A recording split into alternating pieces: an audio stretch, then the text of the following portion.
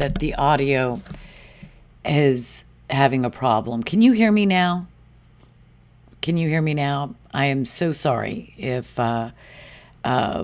everything, all the wonderful things that I just said were not correct or heard. All right. I'm Elizabeth Farah. As I said before, I won't go into all of it again. What I'm doing is a live stream. I haven't done this in a long, long time, but I felt like I had to directly enter the fray because our country is in at a point in time that there are two roads to take. And either one road will lead to a restoration of this country, to sanity, to morality, to truth, to patriotism, for love of country, and to full-on support of the best ally that we have, and that is the state of Israel. Or we can turn down the other direction, the direction that the radicals that are spread through every campus in this nation, hundreds and hundreds of campuses that have had billions and billions and billions of dollars infused into them from the Qatari government and a whole host of other governments. And they have perverted the minds of our students for decades. And there are so many good people that have literally been screaming from the rooftops, been yelling, waving banners, speaking, creating, doing debates, creating organizations, gathering together thousands and thousands of people, writing articles, and still our government sits blithely by and does nothing about the radicalization of our youth. And we know from history, from China to, to Palestine and to so many other nations where revolutions took place, that the youth played, Nazi Germany, the youth played an integral role to how they went forward. We're sending our kids off to college, to university, and they are learning the most abominable lies that are so clearly lies, but they're all bought in because they're, social justice warriors. They're woke. They're smart. Remember when you were in your teens and 20s and you thought you were so smart and you had all of the answers, and why didn't, the leaders or rulers, depending on the kind of country, your parents, everybody that you know, how could they have caused this horror in society or in the world, in the Middle East? They know all the answers. But you know what their answers are? What they've been taught by the radical professors and organizers of things like Students for Justice for Palestine. He was once a student, the founder of that, and he's a radical who the day after October 7th was holding a rally. Wow, it's amazing how he could bring a rally together that quickly. And he literally was joyous over what had happened the day before.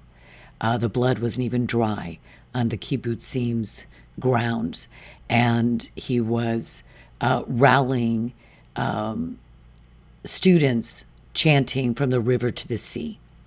And by the way, let me just say this right now, From the River to the Sea was made free and liberated in 1948, finally. And there is no more freedom coming to the state of Israel, the land of Israel, because it was done and done. And Israel's going nowhere. And America, I believe, will continue to support Israel. And I believe after the insanity that we've been witnessing, you and me and everybody in this country, that there may be a welling up of support to take down these DEI and woke agencies and to fire well, you know what? When the billionaires start taking their billions out of Harvard and Columbia, that's when things will change. That is when things will change. Well, anyway, I'm sorry about the beginning of this show, my volume not being up. Let me set this up for you. Here is a debate for all the world to see. And it was set up, I'm not saying intentionally, to be an utter failure. Throughout this debate, well, I'll say this. Lex Fridman has done many shows. He's got a gigantic channel now. He interviews individuals. He's a very good interviewer. And I don't know if this is the first debate he's done. But what he has done in this debate is set it up to be the worst debate ever. And I'm going to introduce you to the four participants in this, two historians, a commentator, and a live streamer who knew nothing about the Israel-Palestine or Israel-Arab conflict until October 7th, and he decided to start researching. And he's a very, very smart man, young man. And he did well on this debate. But it was set up so that the participants are not diverse enough. There's only one religious person. I'm assuming he's religious because he's Muslim. There are no Christians, there are no Zionists, and there are no Jews that are observant Jews. So we've got four liberals, no Christians, no Zionists, and no practicing Jews. I think 2 or 3 of them might be atheists. I don't know about Benny Morris, but definitely Steve Burnell, I get the impression, is an atheist. I kind of get the impression that Norman Finkelstein is. Maybe I'm wrong about that. But the most important thing to remember about this debate, well, there's about 20 things, but let's just start with this one. What is the topic? You have watched many debates before. Well, I assume you have. And there's always a topic and there's a question. And one side or individual comes down on as the affirmative and the other side as a negative. So does Israel have the right to exist? That's a topic and that's a question. And then 2 people would come on the side of, yeah, stupid question, but let's go ahead. The others would say, no, I don't think that they do, and here's my brilliant reasons why. That's not here. The topic set up is Israel and Palestine. This is a topic that goes on for not 100 years, 100 years in the modern era, since the teens, since, let's just say, 1915 is a good starting place. 100 years or more. But it goes back 1,000, 2,000, 3,500 years. Now, you wouldn't spend the entire debate discussing that, but that none of the history, none of the founding of this conflict is brought up. So you've got a subject matter that's Israel and Palestine. What are you going to talk about? Some of the things, I just started scratching a list here. Firstly, it's one of the most complex issues there are. Some people would say that the war between the states and America was complex. It is kindergarten compared to this war.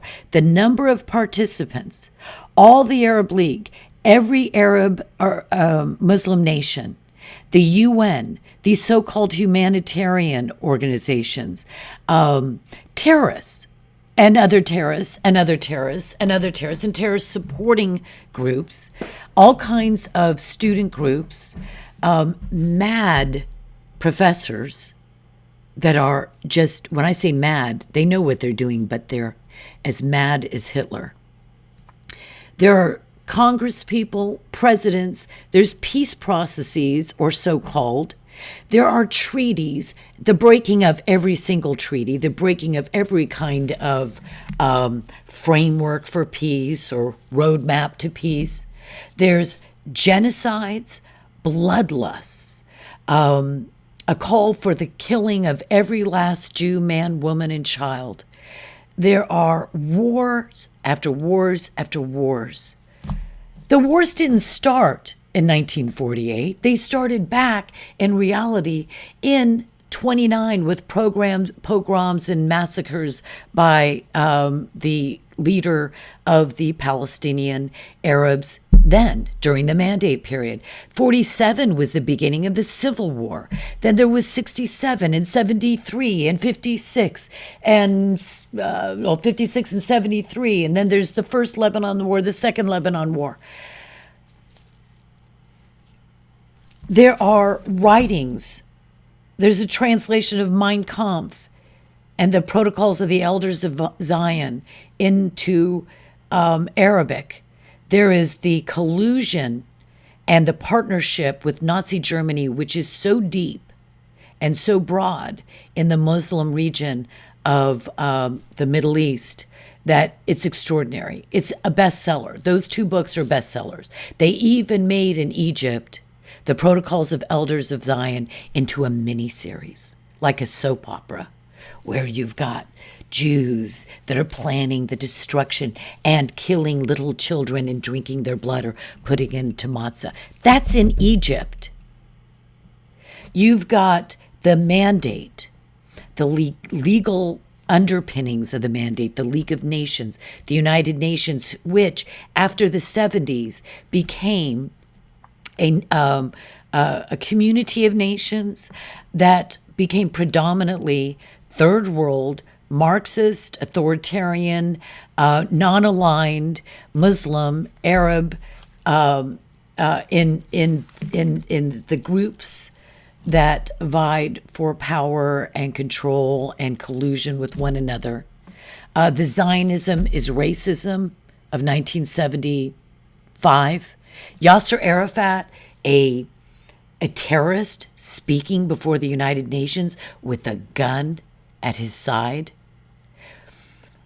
There is so much here. How about the Ottoman Turkish Muslim Balfour Declaration? I bet you haven't heard of that. What is this so-called nakba? I call it so-called because it's not what they portray it as today. It's not even close to what they portray it as today. It is one of the greatest of lies that has ever been uttered, and now it is the dogma. This is the accepted wisdom, the truth. There is no dogma, but let's go on the nose. There's no dogma. There is no nakba.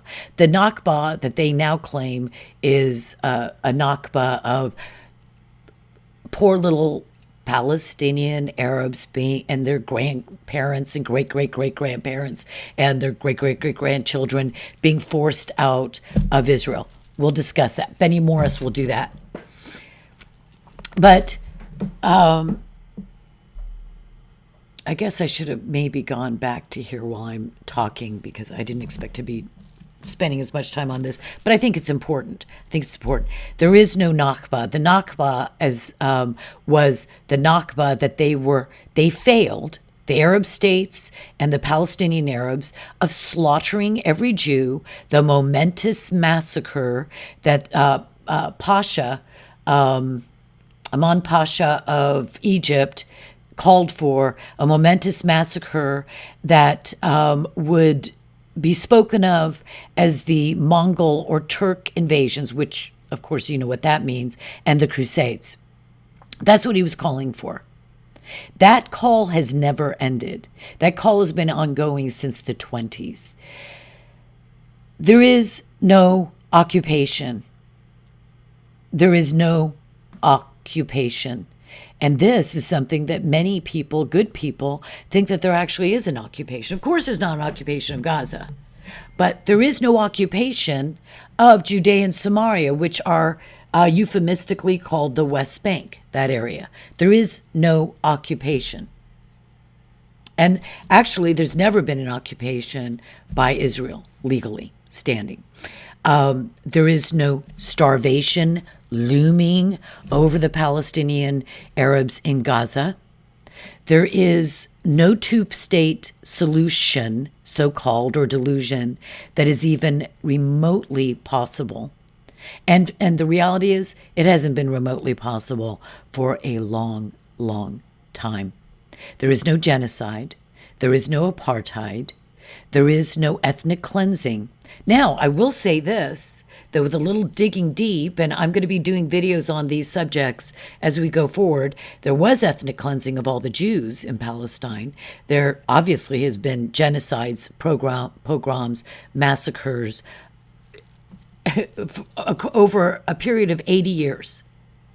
There have been massacres, no, more 100 years, and pogroms of Jews.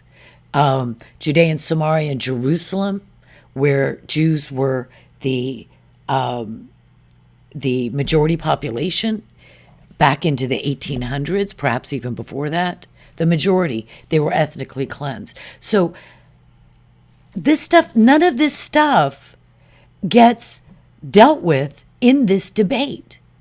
And millions of people are walking away.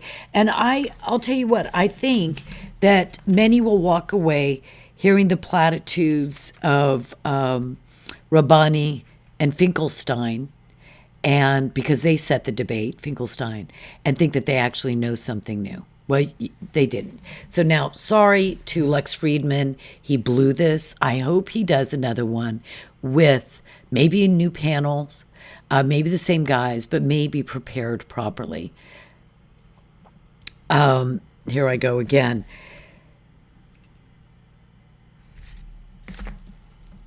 I'll just go ahead and play Lex.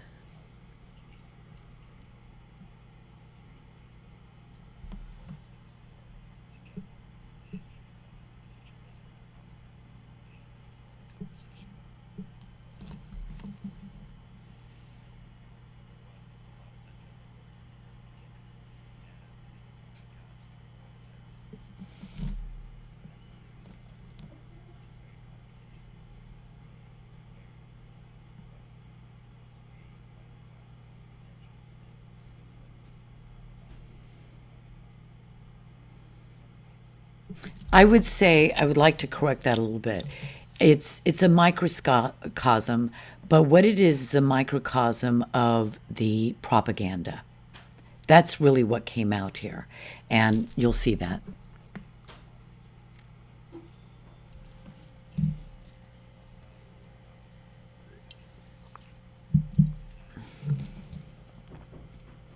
No, actually, I disagree again with Lex Fridman.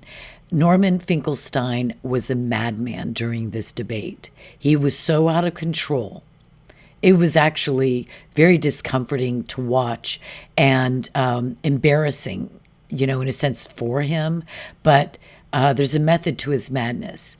You just keep yelling and screaming and turning it back the direction you want, and the moderator allows you to do it, and so you control the debate. And that's a mistake if you want light and salt and truth to come out of an exchange like this.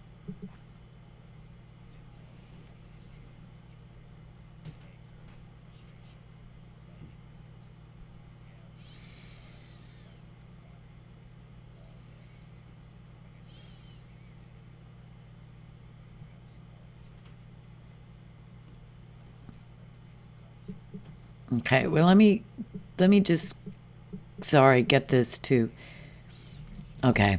This is really hard to control. Okay.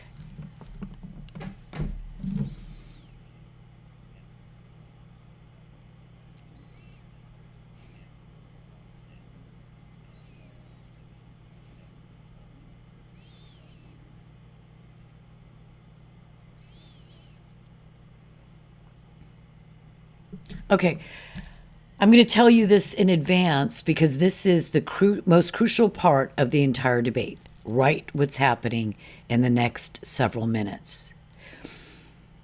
After Norman finishes his opening presentation or monologue, Lex turns to the other two gentlemen across the table and says, Norman asked me if he could give a longer or more lengthy presentation in other words, to put it in context, whose context did Norman choose to put it into? A dispassionate, you will find he is not dispassionate. He is a partisan. But this happened, I think we can assume from what the reactions are, that the other two gentlemen, Destiny and Benny Morris, had no idea about this. They did not come prepared.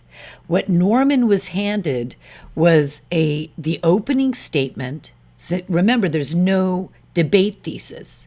So now Norman is going to determine the thesis of the debate, and these guys aren't even ready for it. They have no idea this is about to happen. And he chooses very wisely if he wants to obscure, mislead, and obscure the truth. So here we go. I can't believe Lex did this. I have a feeling that if Lex is a nice guy, and I know nothing about him, if he's a fair person, then maybe Norman just manipulated him, or Moeen manipulated him. I can't imagine why he would do this deliberately.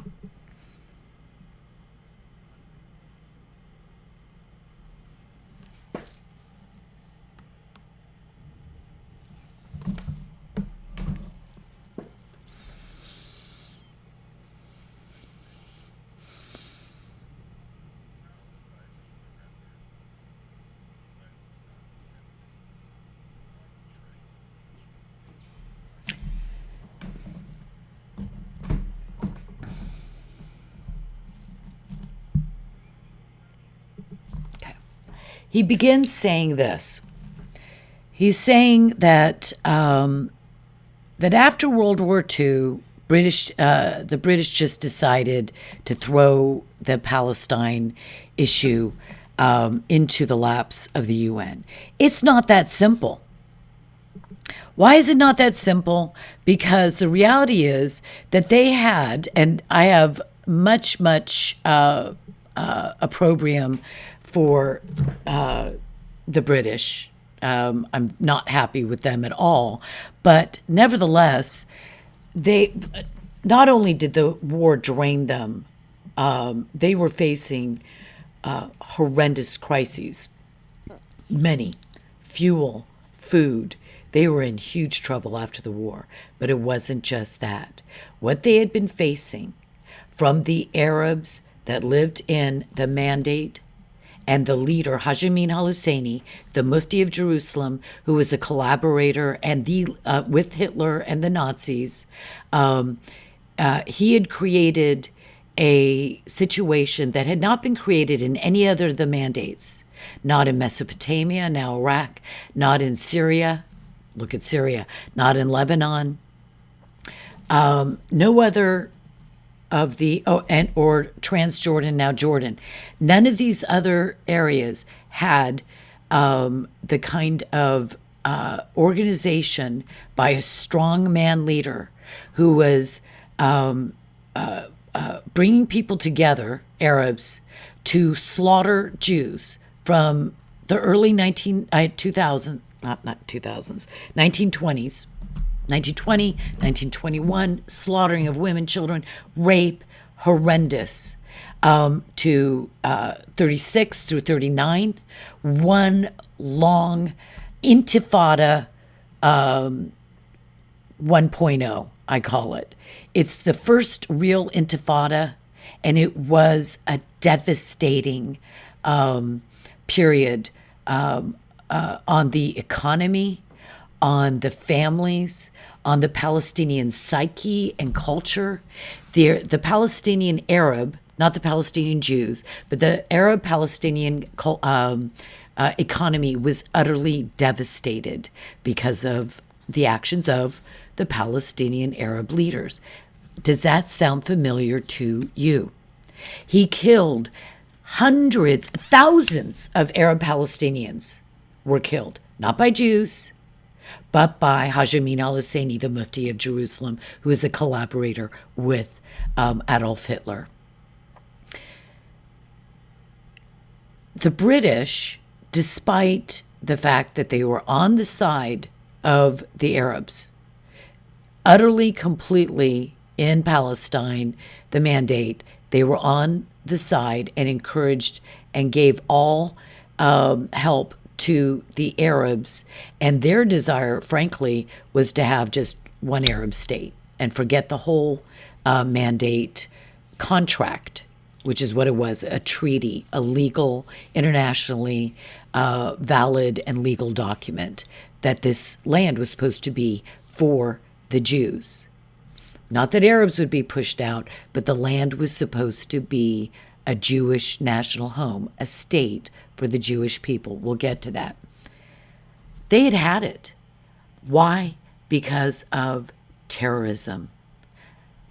Unrelenting slaughter. Slaughter of Arabs who were moderate, slaughter of Jews, slaughter of British forces, and then, well, I won't go into the rest of it between 39 and 47 now, but yeah, they had it. But it was first and foremost because the Arabs, when handed on another silver platter, a state that was essentially a travesty of justice to the Jews, they still refused to take that. They were given some, 80% of the land in 36, 39, and they still rejected it because the goal was no Jews in the land of Israel.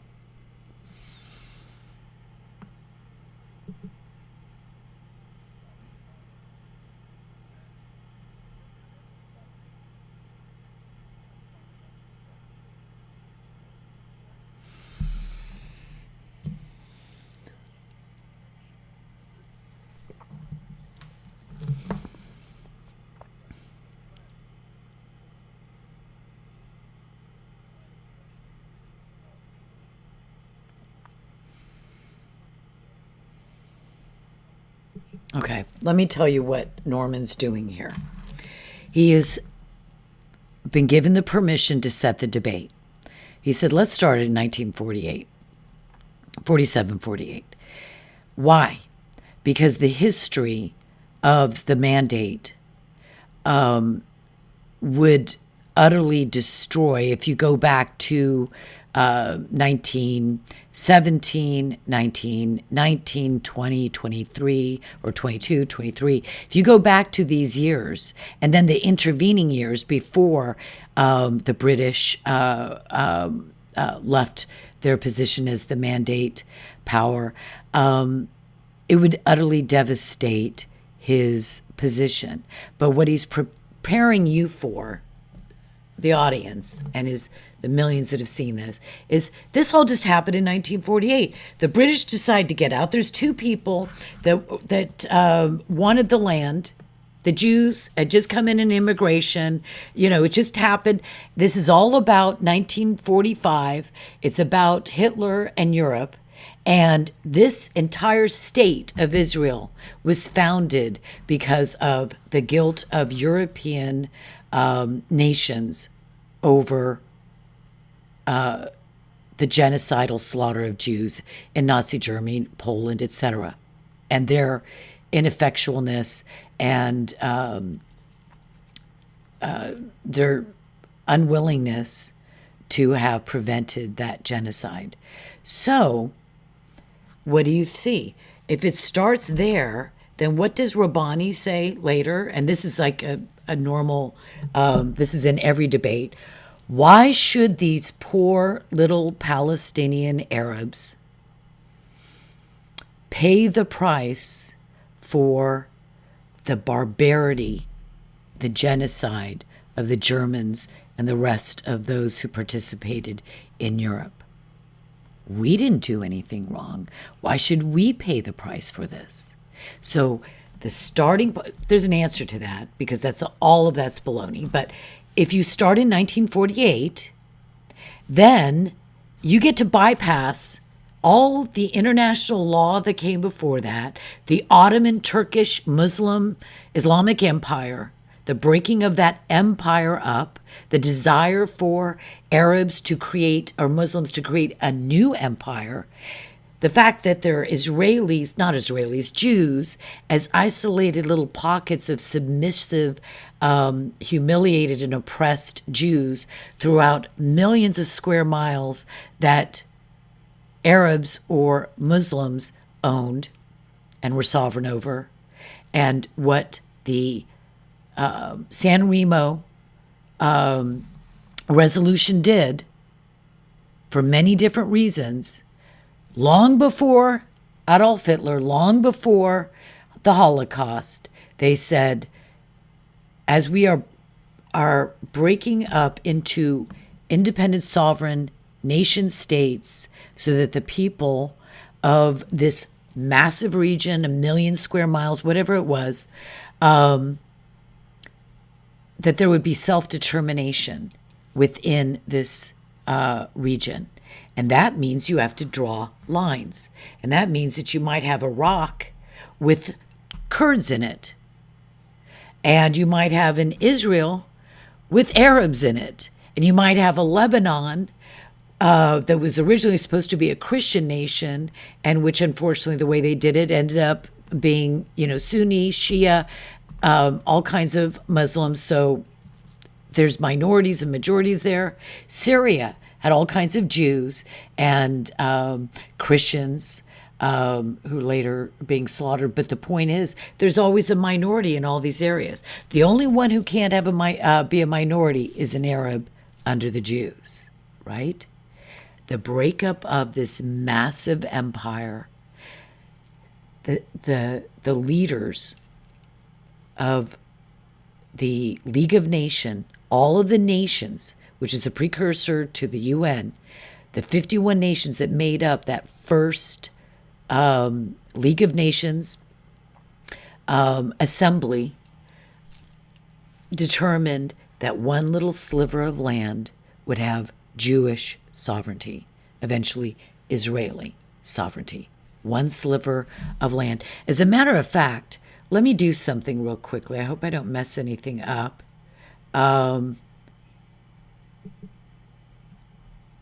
Let me show you a map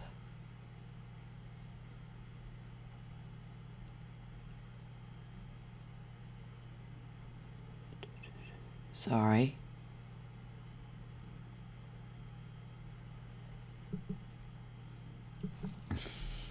Okay, see this map? Let me get rid of this real quick. This map is a map of the region. Here's another one. It's similar, but I'll just put it. Oh no, that's not it. We'll just stick with this one. So the black is all the Arab, Turk, and Persian, etc. Muslim nations. This little white sliver here was what the League of Nations, which was the body that was preliminary to the United Nations, determined under law, international law, this land would become the nation state of the people of Israel, the Jewish people, a Jewish state. That is what the San Remo resolution determined. If you can remember that, and why is it? If you look around here, and I will show you at another time how many Jews were in all of these lands that they were expelled. There were pogroms. They were killing Jews. They were putting all of them in prison, and they fled all of these lands, these black lands, and went over here to the state of Israel. It wasn't just a European issue, but I wanted you to see that because I wanted you to see that what the main reason why Norman wants to talk about 1947, 48, 49, and not go to 1920, 1918, 15. Okay.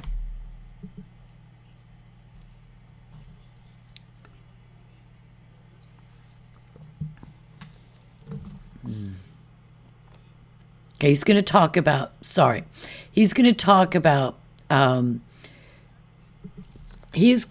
next thing you have to hear is, I'm just going to skip over it because it's so boring. He refers to Andrew Gromyko. the ambassador to the UN from Russia. Why he selected that one person to, like, on this long monologue, quote him from that period of time at the United Nations. There's so many important things that were said then. Because again, he's reaffirming, because of what Gromyko said, is that this was just done for the Jews. So it was imposed upon the Arabs because of the barbarity and the genocide of Europe. Untrue. That's a lie. But this is, the talking points have a chicken and an egg, an order of discussion. You have to start at a certain time, and you have to hit certain high points for them to obscure the truth of this whole conflict. There's so much history here, and it is so interesting, but he's not telling the history. So we're going to try to skip over that.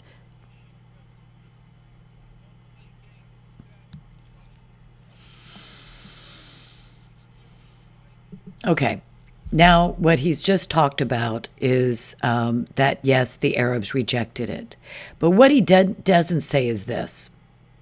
Instead of quoting the Russian ambassador saying that this is all because of the horrible atrocities against the Jews, so we'll go and send them off to Arabia, what he doesn't mention is this. Haj Amin al-Husseini, the Mufti of Jerusalem, absolutely refused to allow the participation of Palestinian Arabs at the UN. He boycotted it. He said, all the land or nothing. The Arabs nations were formed into an UNSCOP, United Nations Special Committee on Palestine, Committee number 2. They brought forth a plan of their own. It was a ridiculous plan. It was basically, we need to have an Arab state, a Muslim Arab state, and the Jews can be pathetic, subjected minorities here as well as in all the other states.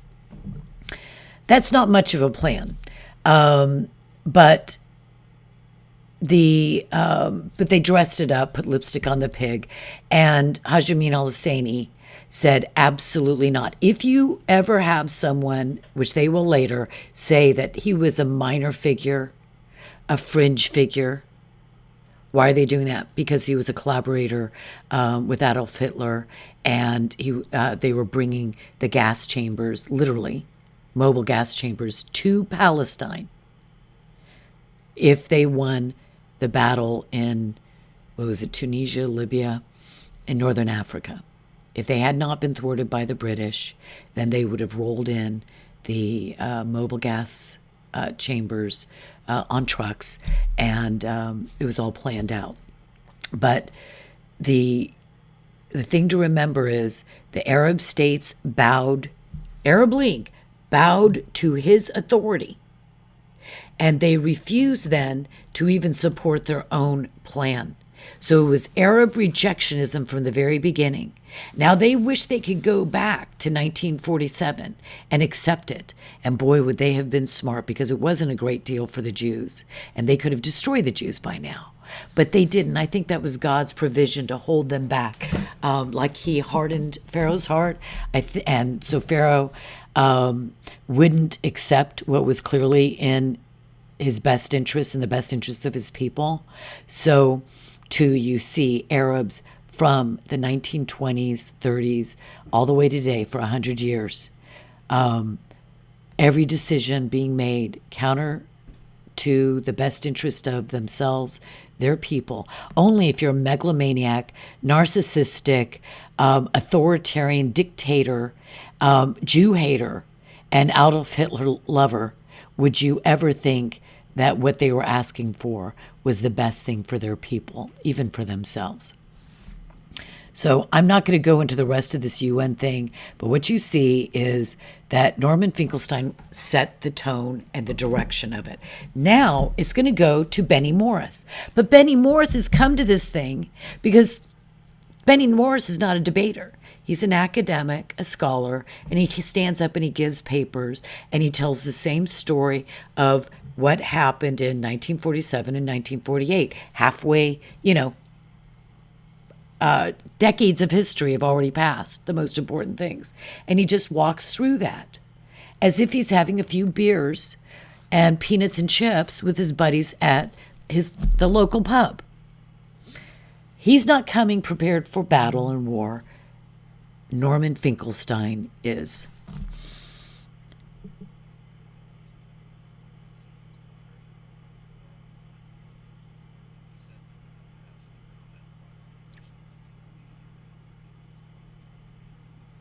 Oh, wait a minute. I'm sorry. I should have shown one thing here real quick. I got to get something with better controls.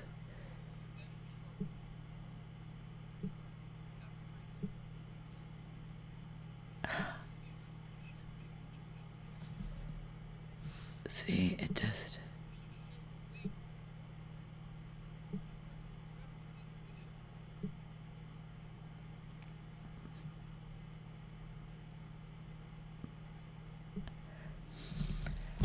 Sorry.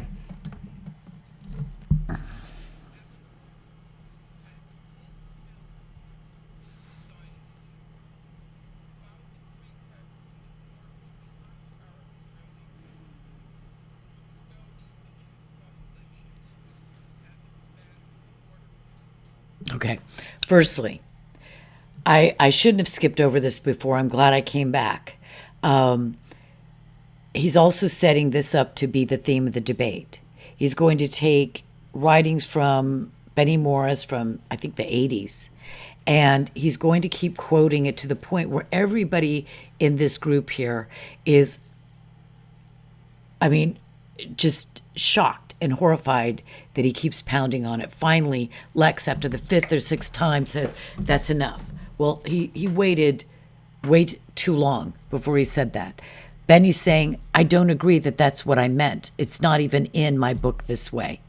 But Norman is going to keep repeating it. What's the lie? The lie is that the Israelis, Zionists, the men who founded Zionism or carried it out into place.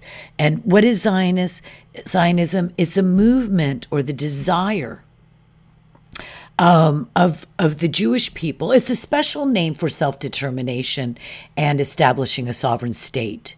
That, if you talk about the Armenians and the Kurds and all that, they don't call theirs Zionism. Why do they call it Zionism? Because it's biblical. Because God says that this is their land. And so Zionism is a special term of art for Israeli self-determination,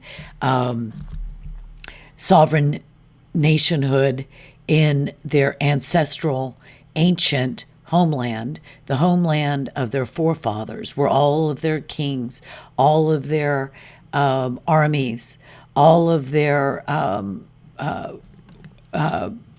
lived and worked and did their warring and their protection of the people.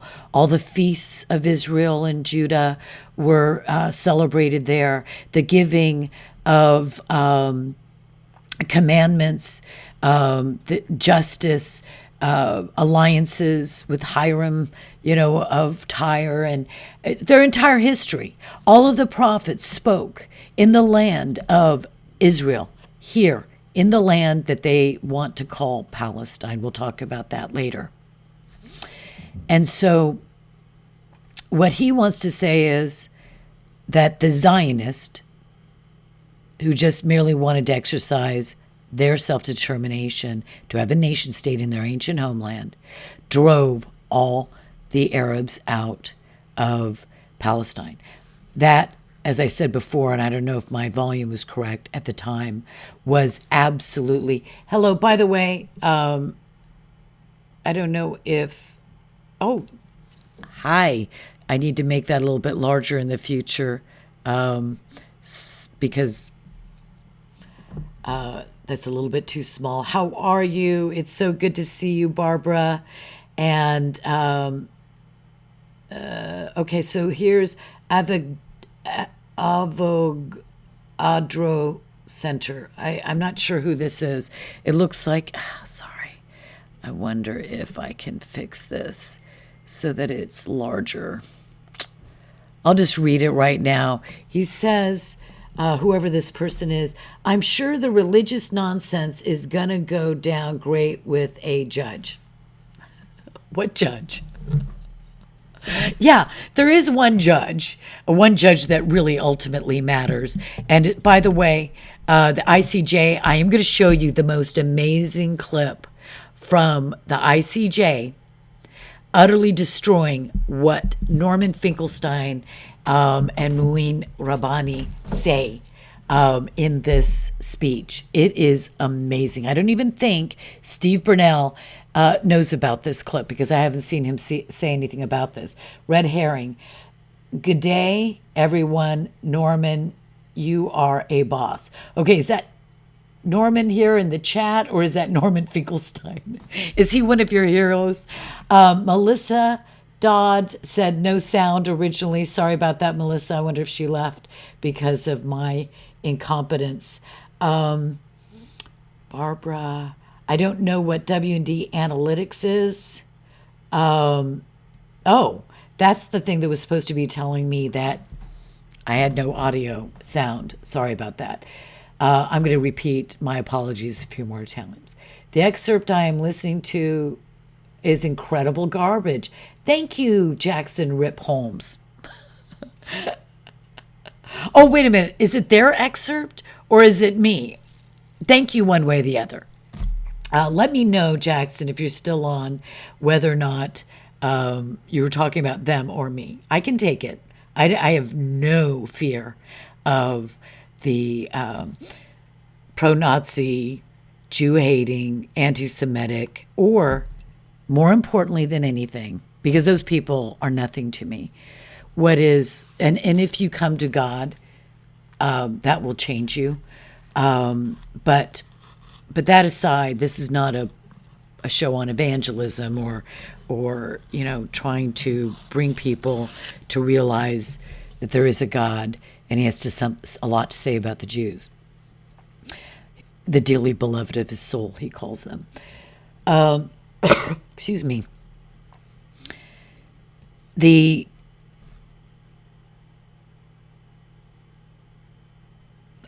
people that matter. Sorry. The people that matter, and this is why I'm doing this, are the people that don't know any better. You've seen the videos, right? You've seen the videos of the girls that came down from one college in New York to a protest at another college or went up. I can't remember who. And she's being asked, why are you here? What are you protesting? We're protesting to show our support for the Palestinian people. Well, what is because NYU, Columbia is doing that. Oh, and she says, I don't know what they're doing. She turns to her girlfriend. Why are we protesting? And her girlfriend said, I wish I was more educated. I don't know. But there's the side of hate and there's the side of ignorance. And I remember when I was 18, 19, 21, I really thought I was smart. And I was as dumb as the seat I'm sitting on or the rocks outside. I was really stupid. I didn't have an opinion about this, of course, because it wasn't on my radar screen. But I was dumb. And these young people are old enough, though. Let me tell you this. I just don't think that even though I was stupid, that I would be calling for the genocide of Jews. And taking the side of Hitler and the Nazis. I just don't think I would be. God forbid that I would. Okay. Oh, I'm so sorry. It's a center. Oh, contour. Sorry. Avigdor Avogadro. Sorry. Yeah, but there aren't 500,000 starving children. What Avogadro says is, do the 500,000 starving children matter? Which starving children is my question. That's what I would really like to know, because there are no starving children in. Let me get this.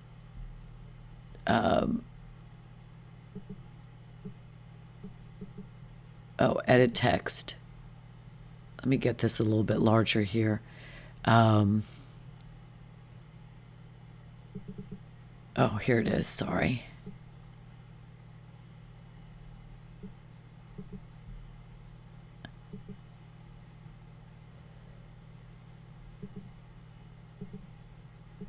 Okay, let's try that. Let's see if that works. No, it didn't work. All right, we'll fix that another time. So he asked, what about starving children? There are no starving children in Gaza. That is a complete fabrication. And what it is a testimony to the insincerity of the liberal left, the Jew-hating left, the revolutionaries that call out for death to America, and the UN, which is a thoroughly anti-Semitic organization. Why do I say there is no starvation? Well, let me tell you. They say, and I'm not going to bring up, I'm not going to actually go and read documents. I will do just like a short video just on this. But it's readily apparent out there. You don't even need me to tell you that there is no starvation in Gaza. I'm just shocked by so many people that literally do not do the research. Let me give you a hint about research. It's painful sometimes. What I will do is go in and search the term that is, search a question worded so that it's the opposite of my opinion. In this case, how many children have died of starvation in Gaza? Or how many are on the brink how many food trucks have really gone in, I put it in a negative way. Go the opposite direction. Is there really starvation happening or looming in Gaza? I won't bore you with all the different ways you could do that. You most certainly can go to Twitter, YouTube, and many other social media channels and articles at reliable news organizations and actually find the truth. Let me give you a few factoids. Number one, there are more trucks that are going in to Gaza than there were October 6th and before that. So there are more trucks with food going into Gaza. So tell me, how is it that prior to October 7th, they had enough food? And yes, they did. But after October 7th, when it's up to double the amount of food that's going into Gaza, they are starving. Think about it. Those are facts. I literally wouldn't state them unless they were factually true, because I don't want to be like Norman and Moeen here. Number two, when they talk about pounds or weight of the food, of the a number of trucks even too, depending on over the period of time where you come in. The trucks prior to October 7th that were allowed to go in and out of Gaza carrying goods and food, water or whatever, maybe not water. Those trucks were filled also with electronic dishwashers and maybe books, food, yes. They could be carrying even mechanical car parts, right? Lawnmowers, whatever. They would be electronic and mechanical parts and items for homes, for businesses. How does a bakery get their ovens in Gaza? They order it and it comes in on a truck. My point being, these trucks are filled virtually 100% with water, food, and medicines. So no, they're not bringing in lawnmowers. So when you see somebody giving you fake statistics that are fake to begin with, but say they say that 1,000 trucks went in, and before that was 1,500 trucks. Well, but the weight of food, there's no lawnmowers, there's no car parts, there's no dishwashers and laundry things, there's no kids' clothes, fancy pink dresses. None of that's coming in, or I would think very little of it is, but fresh fruits and vegetables, flour, water, oil, all of the necessities of life are coming in. So in one truck, instead of maybe 30% of it being food, it is 100% food. So when the weight, the number of trucks, they are so far surpassing what was sent into Gaza before October 7th. That is a lie. And ask yourself in all of these debates, why is it that someone needs to lie to prove their point? You will see lies here in this debate and many, many other debates. Why lie? Because your argument doesn't hold water. It's not strong. And I'm not saying that there's nothing that can be said on the other side that's true. I'm saying that the preponderance of it is untrue. It's a lie. Let's just talk about one item of food. What did Jesus do when he was with his disciples? They broke bread because the bread is the staff of life. We all know this. We do not eat meat. We do not need to eat meat. We don't need to have lamb chops. We don't need to have chickens. We need to have protein, beans, in combination with other kinds of nutrients, bread, water. You can survive a great deal of time, and that's not all that they have, by the way. They have fruits and vegetable stalls that are filled to the brim with candies, desserts for Ramadan, all kinds of fruits, all kinds of vegetables, massive amounts of flour. Let me show you a little video real quickly here. I don't want to mess up. Okay, you know what? I'm not going to show it to you because I'm afraid that this will go back to the beginning, and I don't want to do that with this video.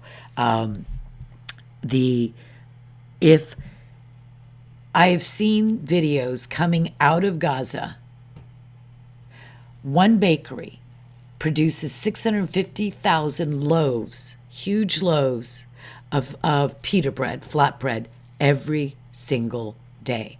There are 23 to 26 bakeries in Gaza working today. They are producing some 3 million loaves of bread a day. And that's beside all of the rest. So don't tell me they're starving. And also, I would ask you to do this. Find me the pictures, especially the videos, of starving children that are being held by someone date stamped today, because I have seen dozens of examples of children from Yemen from 5 years ago, from Syria 10 years ago, being portrayed as starving children in Gaza. No one's starving. Sorry, Avogadro, sorry, Mr. Contour. How about using your common sense? Okay, you know what? He is bringing up some really good bad points. How about the destruction of all aspects of civil life, farms, agricultural lands, bakeries, etc.? You know what? I invite you to come back, because this is not my last rodeo here, because this is what I'm focusing on, is this debate. And I'm going to go through every debate and every soundbite, every clip, and bring these questions back. But I will say this. Firstly, this is called war.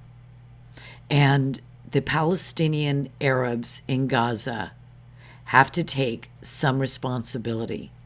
There is, on one hand, the fact that their government is like the government of Stalin, of Hitler, of Pol Pot, of Mao, of the Iranian Republic, the Republic of Iran, Syria.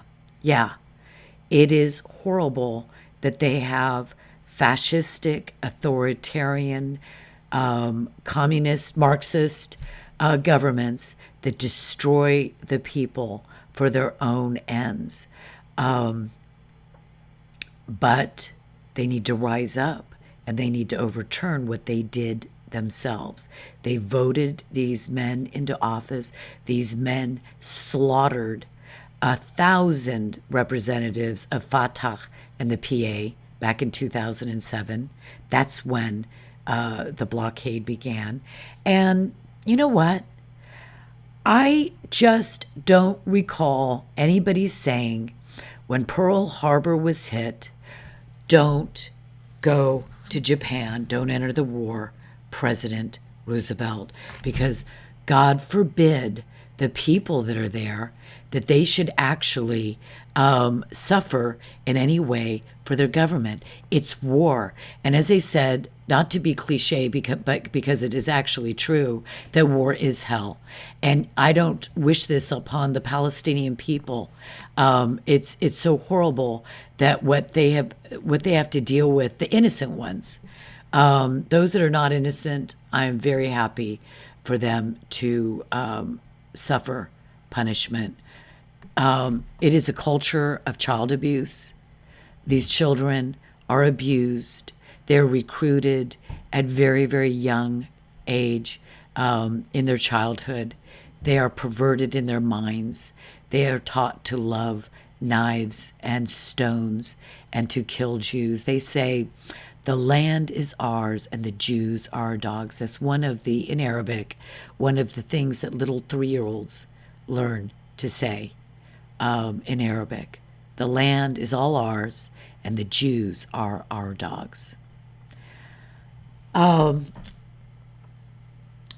you know what? There's so many things here. The destruction of water infrastructure leading to no potable water. Look, when the Jews left there, they left it with water and pipes and sprinkler systems in all of their farming.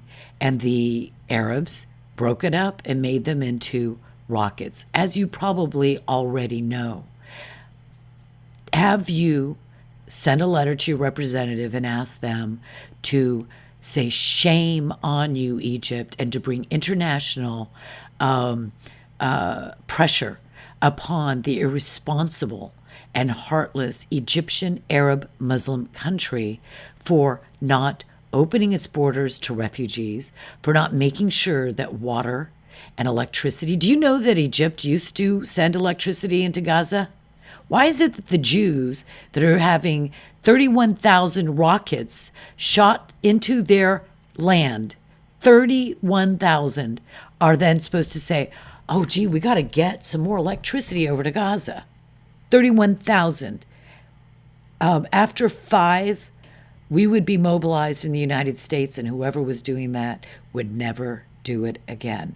And they have allowed 31,000 rockets to come into Israel for 20 years, since 2001. That's not counting other terrorism. That's just rockets from Hamas or Gaza before Hamas, and not accounting the mortars, which are many times that amount.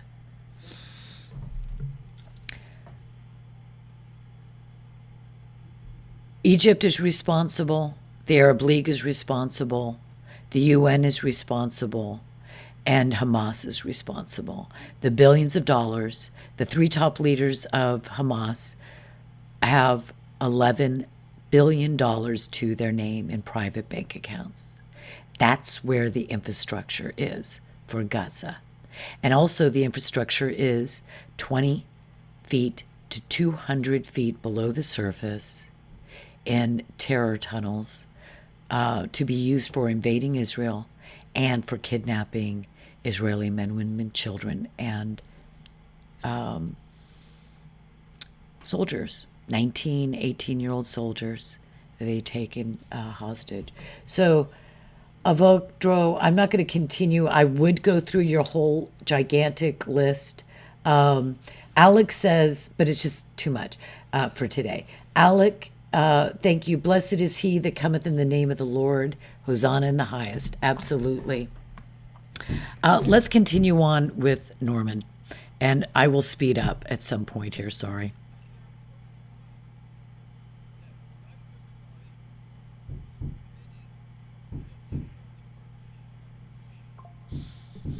Okay, the Arabs rejected everything for decades, so therefore Norman comes out and says, I conclude that neither side, remember, we have to, this is another tactic of his side. You know, Israel is, what about Israel? Why didn't they do this? Or it's, you know, both sides need to stop the violence. Both sides need to stop the violence. Israel's just defending itself now. The violence was started by Hamas. Hamas should surrender unconditionally. But what he's going to do is make this entire debate about the lie that 7.5 million Arabs were pushed out by Israel in the so-called nakba.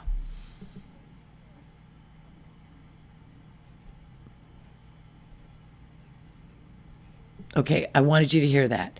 Norman asked that he make a lengthy statement in the beginning. Did these guys know about this? No. So this, what Norman just did, all of the red herrings and the stupid arguments that are framed, leaving out most of the context and all of the history, the persons involved, all of the crucial issues. Lex just said, Norman asked. Did Lex email out to the rest of the guys, hey, look, Norman is asked to make a lengthy statement at the beginning. I would like you all to have a prepared statement for the beginning as well. You all will have exactly 6 minutes. And then they would have prepared. Like I said, Benny looks like he's here to have a colloquium or a symposium in a university or a couple of beers at the pub.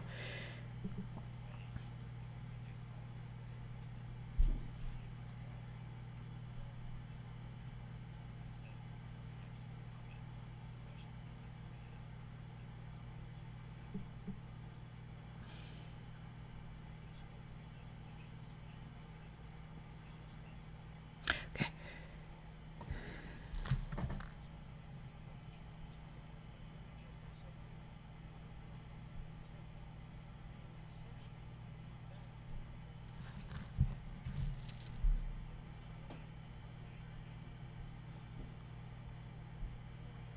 Okay. All that's happening here is that Benny is going through the regimentation of the 1948 war, which is not where what we should be talking about. So I'm going to go to Rabbani, excuse me, and see what he has to say. Benny did not argue his point.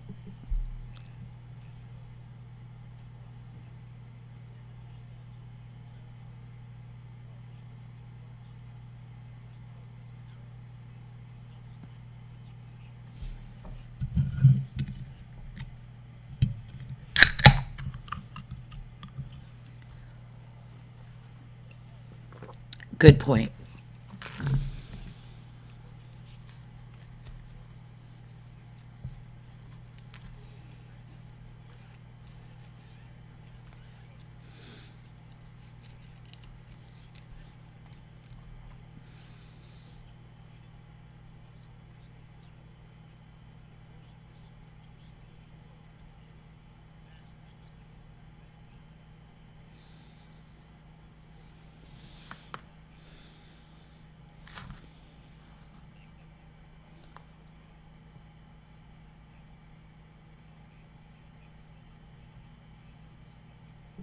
Okay. I have, oops. I have a comment here. I better move myself over so that if it's possible to see these comments, I'm trying to get it so it's bigger. Snowstorm is an informed kitty. Um, let's see. Snowstorm is saying, I'll read it to you, it's just too small on the screen. Why don't people ever refer to the 1998 interview given to the BBC by Hazem Nusabi? Do people not know about this? There are a lot of those kinds of interviews out there, Snowstorm, and I agree with you 100%. These are the things, and I'm going to be bringing those on this channel in my little show here. Nusaybi completely disproves the idea of the nakba. He admits they chose to propagandize around Deir Yassin to pull neighboring countries in to the war and inadvertently scared their own people. I have a bunch of videos that I'm clipping to put together. Maybe you could put the link into the chat if that's possible, because I want to see if that's one of the ones that I have. For some reason, I'm not hearing Benny Morris. He speaks very softly. I'll try to put now the volume's up as high as it can be. Sorry. Thank you, Snowstorm. I would give you a chocolate chip cookie or a happy face or something like that for jumping into this. By the way, I have 1 thumbs down and 6 thumbs up. I feel very happy. On my way to have 1 million subscribers here. I'm not sure if I missed anybody else. Yeah, red herring. Okay. Snowstorm, why don't you email that to me or put it up on our X account or, okay, I'll just go back and pull it out myself.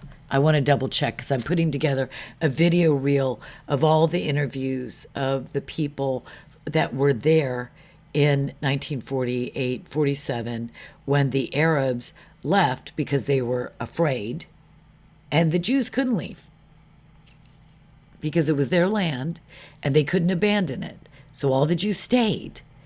The Arabs always, I guess it was kind of a tradition, when there was a problem, then they leave and go to neighboring lands. And there was great fear, of course. Why wouldn't there be? It's a war. The rich and powerful, even government individuals who held office on councils, etc., they skedaddled. They were out of there in 1947, even before the partition proposal by the UN. They took their women, their wives, and their children, and they went off to Lebanon, Syria, Jordan, Iraq, wherever, Egypt. A lot went to Egypt, and they were gone. What happens to a community of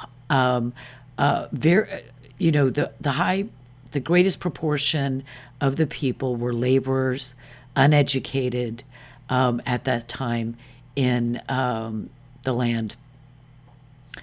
Their leaders are gone. They've abandoned them.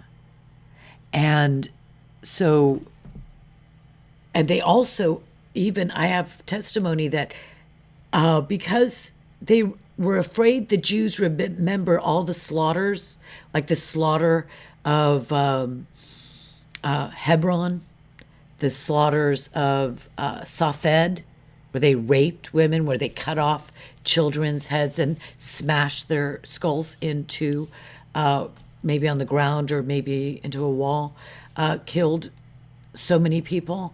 And I think it was actually Abu Mazen, Mahmoud Abbas, who said, well, my parents were afraid that the Jews would take revenge on what the Arabs had done to them. Safed, there was a slaughterhouse. And so they ran, that was probably a wise thing to do, to run, to escape. But they thought they were coming back because they had been promised by their rulers, by their leaders, that we are going to slaughter the Jews. Oh, by the way, something you probably don't know, and I'll bring quotes for these things sometime in the future, but they were also promised by, one is Azam Pasha, the Secretary General of the Arab League. He said there will be much booty. There is more than one quote from Arabs stating that they can loot, take booty, spoil, when the Jews are killed or driven out. And there was one report, it was two reporters talking, and one reporter who wrote a book on the war, he was there in Jerusalem, very interesting book. And he was hanging out with the Arabs first. He wanted to get both sides, and he had good friends that he developed with the Arabs, so he didn't hate Arabs, okay? And he said he got one report from one of the journalists that an Arab had just been killed because there was a confrontation as to who was going to get the spoils of a particular Jew's land or possessions. So they were fighting April 14th or May 14th, and going around and choosing the lands, the homes, the businesses, maybe the cars, the donkeys, the horses, whatever, that they were going to take when the Jews were all killed. By the way, Moeen and Norman, they're not going to mention any of these little factoids. So yeah, thank you, Snowstorm. And I am going to look up that particular video. There's a bunch of them.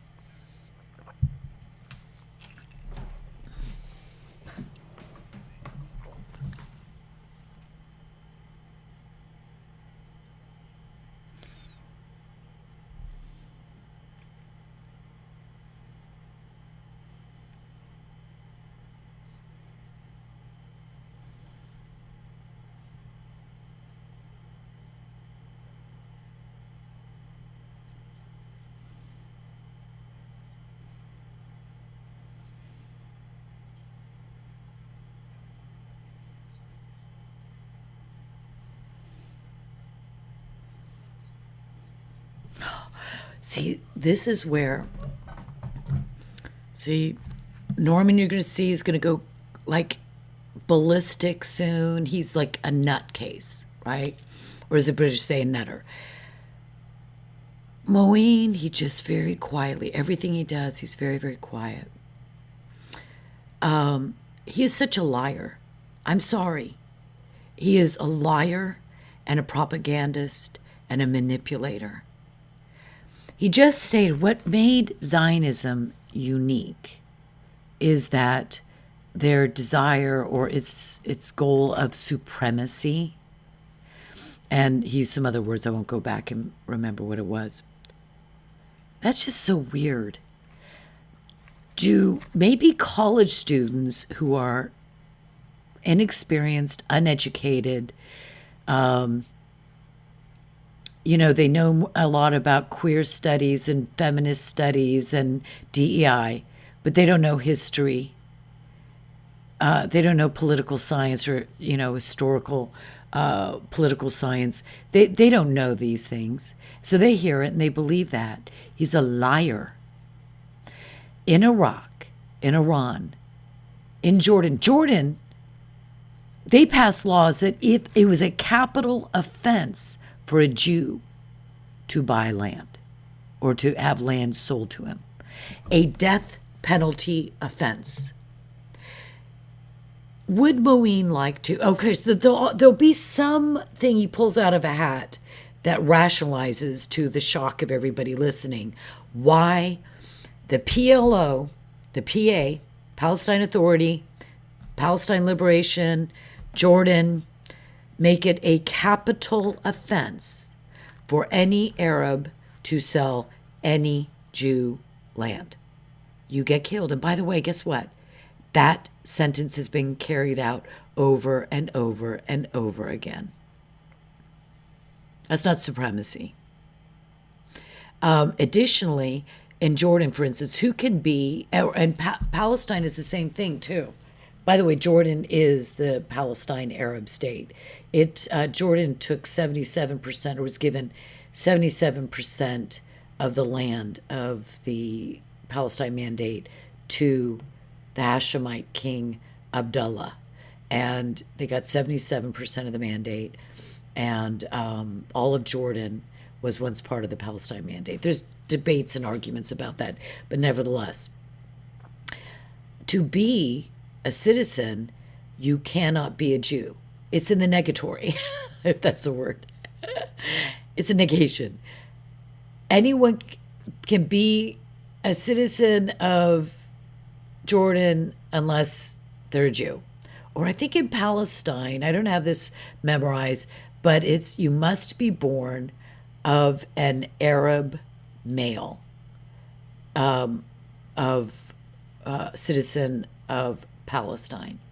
So you can't be a citizen unless you're an Arab born of a male. So that dissuades women from marrying non-Arab Palestinians in Gaza or anywhere else, of course. That controls their reproduction and their choice of mate, etc., because they want their children to be citizens.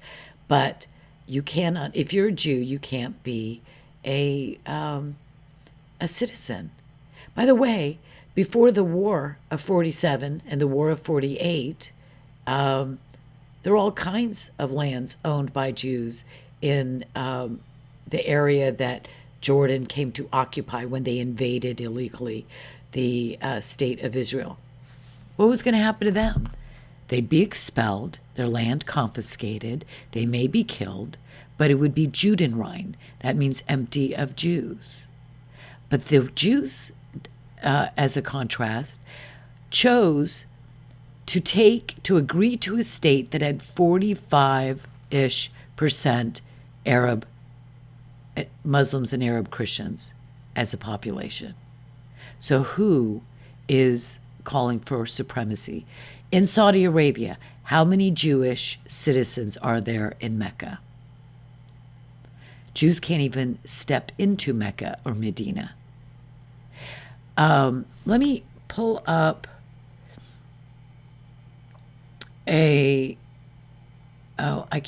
I'm not sure if I can find it here, but density of Gaza.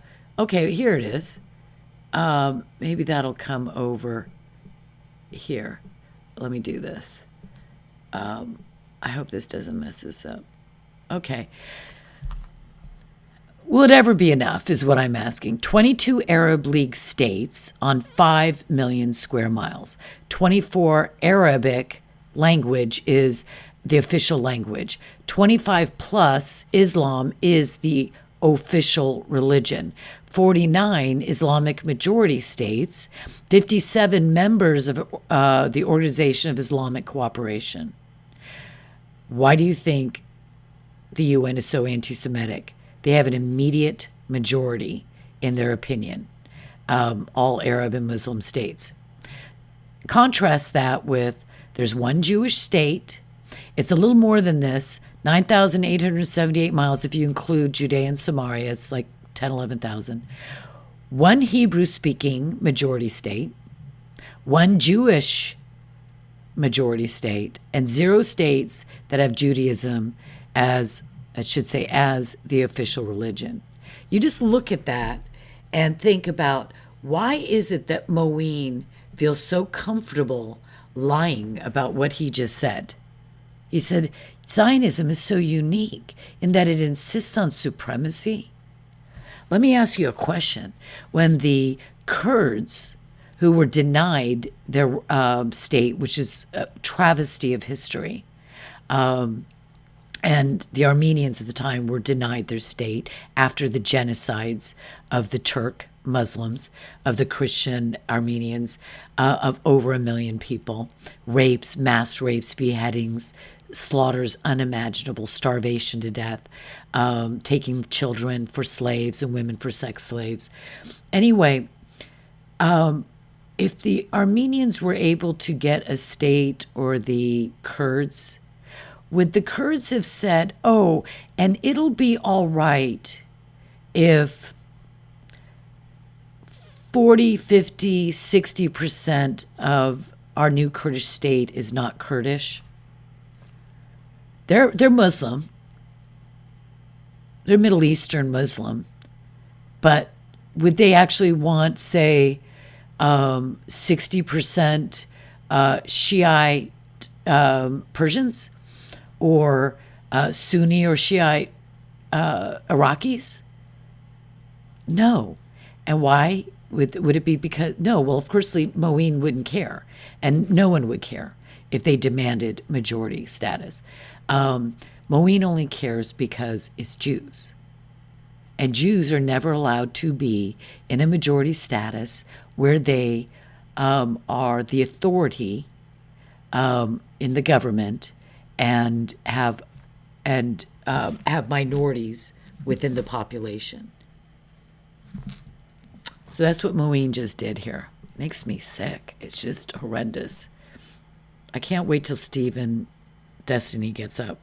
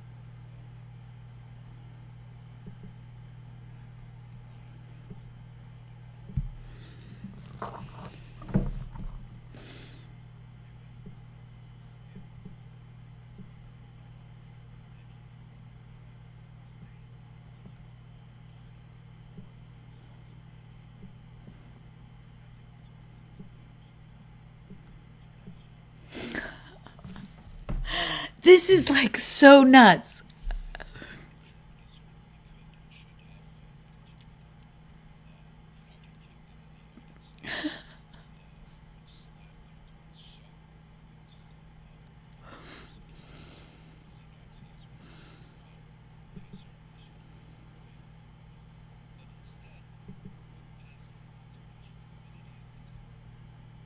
What passed for the international community?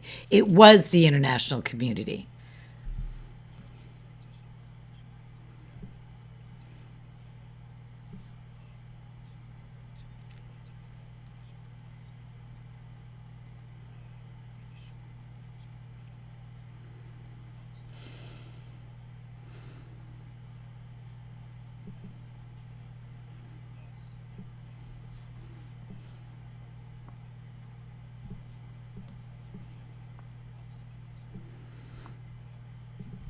Just real quick point.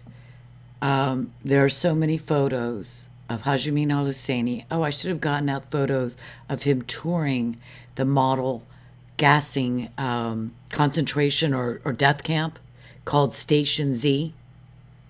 They only found the photos of this in 2017.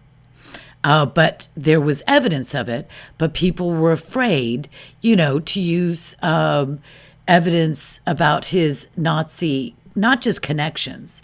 There was deep millions of dollars. Hitler financed the 36 to 39 slaughters and rebellion that destroyed Arab Palestinian society. Hitler paid for that. And what he's talking about is, like I said before, so I won't go over it, is this man saluting in his Sig Heil salute, who completely bought into the Nazi genocide, and they had plans to bring it to Palestine and kill all the Jews after they finished with Egypt.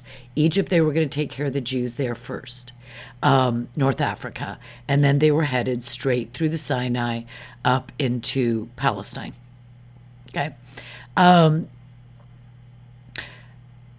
The amount of money, the amount of time, the amount of effort, the amount of the propaganda that Haj Amin al-Husseini, the acknowledged, revered leader of the Arab Palestinians and acknowledged by all the Arab states surrounding, the amount of bandwidth and resources that went into his support of Hitler's final solution. And he talks about the solution. He asks him to be allowed to learn and bring that solution to Palestine. So this is not a European problem, and this is him playing games again. This is Haj Amin al-Husseini.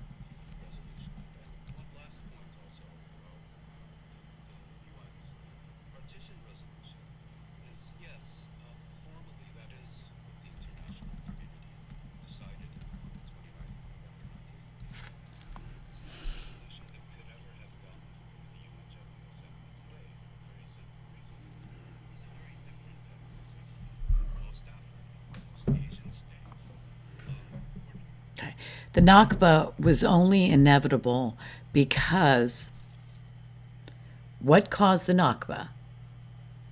The fake nakba, because the nakba was not the expulsion of Arab Palestinians. The nakba was that the Arab militias that started the civil war, the very next morning or that evening after the UN partition plan was offered up and voted on, they started killing Jews.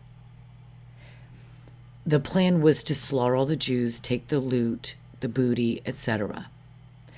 The failure of slaughtering all the Jews is the catastrophe. That's how it was defined for the first decade or so. And then they started using it as a propaganda term to be the catastrophe is the victims being forced from the state. That was not the nakba. But they're so, you know what? They're so diabolically brilliant in being able to lie and massage the truth. And this is what you have to get used to. Whenever you hear something, assume that you have to check it. Check all of your assumptions should be checked, because I could literally go through and comment about every sentence uttered in this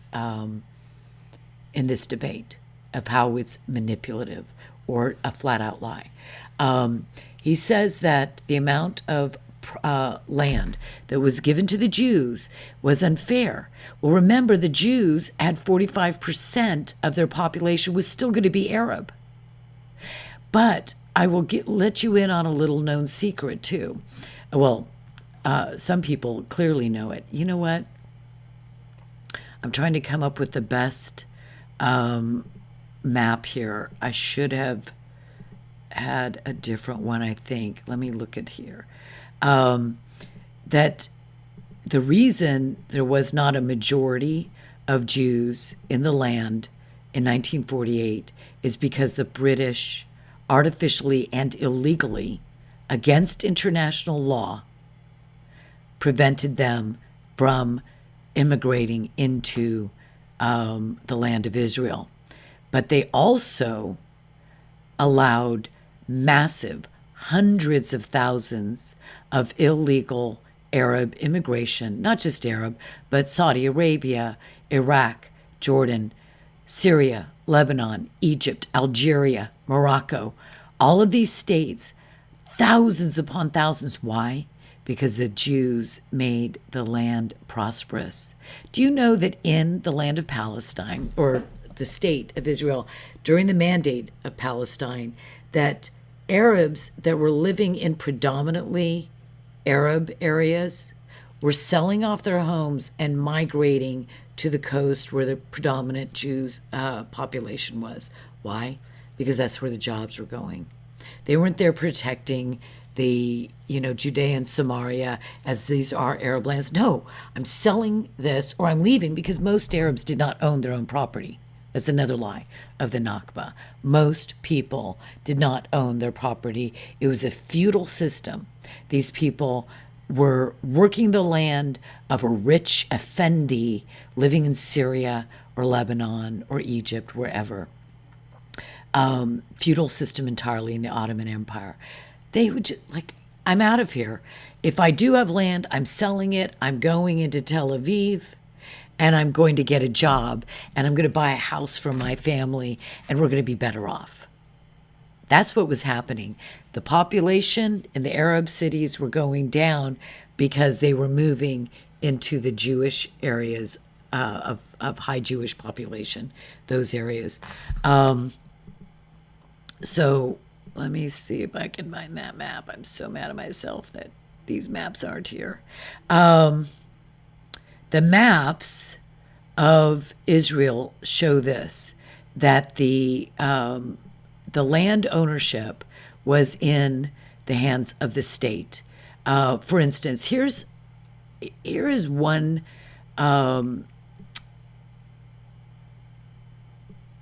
Here is one. Let me just go up here like this. One graph. It's hard to get documentation of this stuff. It's really hard to do.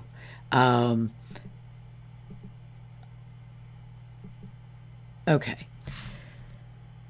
So it depends on the particular date, etc. But when the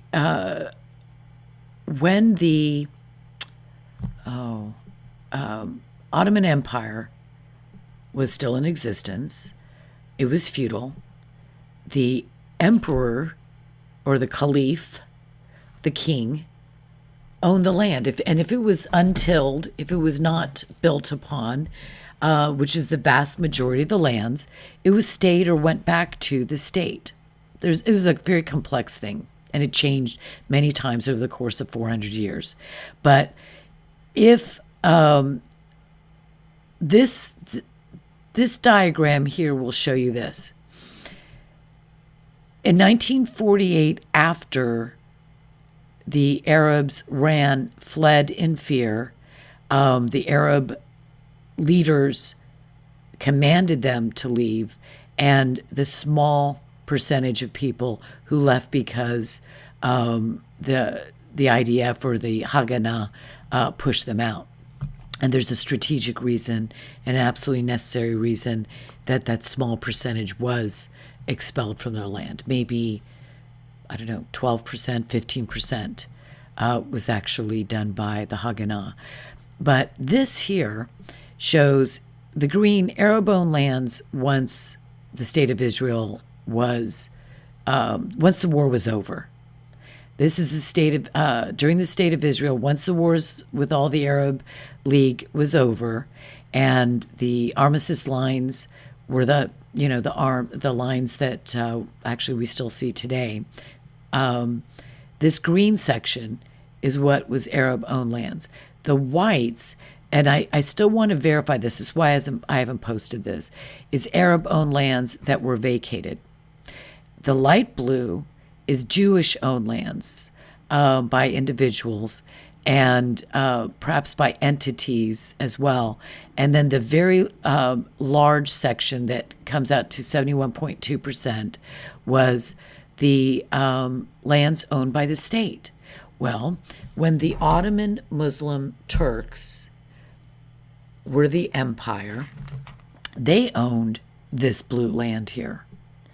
When the British took over the mandate and the government in this interim period before the State of Israel, they took over those domains were under their authority, naturally. So they could give them away, they could sell them, they could utilize them for public works. But that blue section there was state-owned land or state domain lands by the Ottoman Empire. And then it transferred to the British when the British took up the temporary trusteeship for the land for the Jewish people. And then once the Jewish people declared independence, that 71.2% was the property of Israel, the nation of Israel, the government of Israel. So when you see these ridiculous maps that claim that Arab land was taken from, lands belonged to Arabs and it was taken from Arabs, no, it wasn't. It was state lands. It was Turk lands. And no Arab owned those lands. And they became Jewish lands for the Jewish state of Israel. Okay, I know this is a long debate. We will not get through very much of it. Sorry.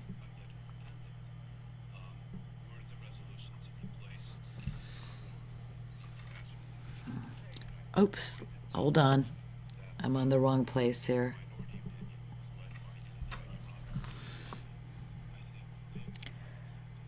Okay, what he's saying here is, real quickly, is the United Nations has changed.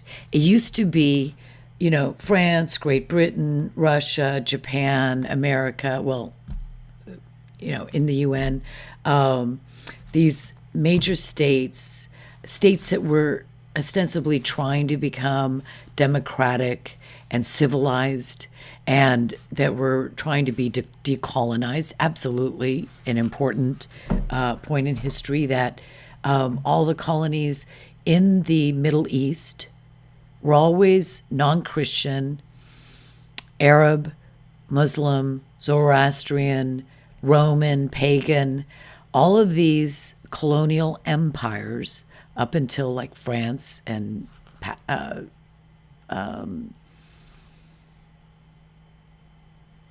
England, I'm trying to think of Spain and Portugal, sorry.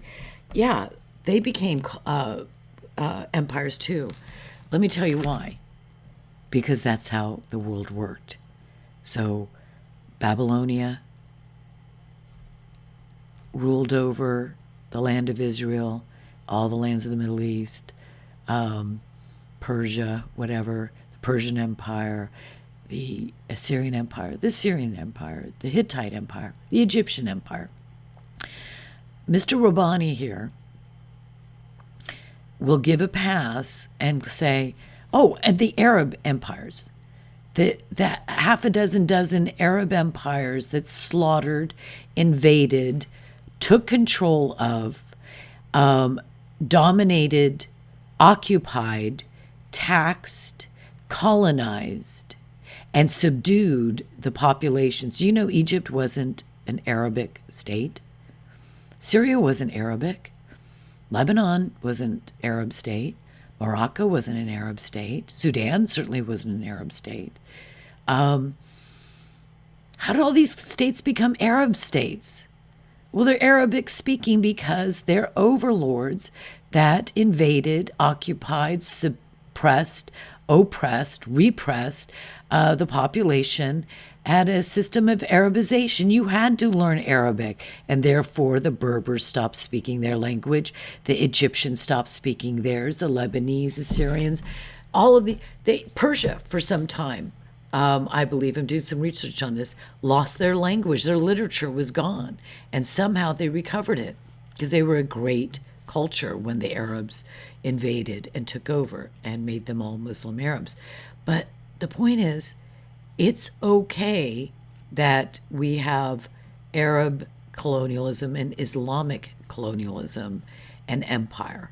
It's just not okay if the Jews want a little state or if the British have an empire. And I'm glad empires are gone. But that's, the Middle East wants empires. They definitely want empires. It's jockeying for who gets to run the empire is what they care about. Nasser wanted an empire. Abdullah wanted an empire. Faisal wanted an empire. Hussein wanted an empire. They all want empires. They just don't want the other guy to be the one that rules the empire.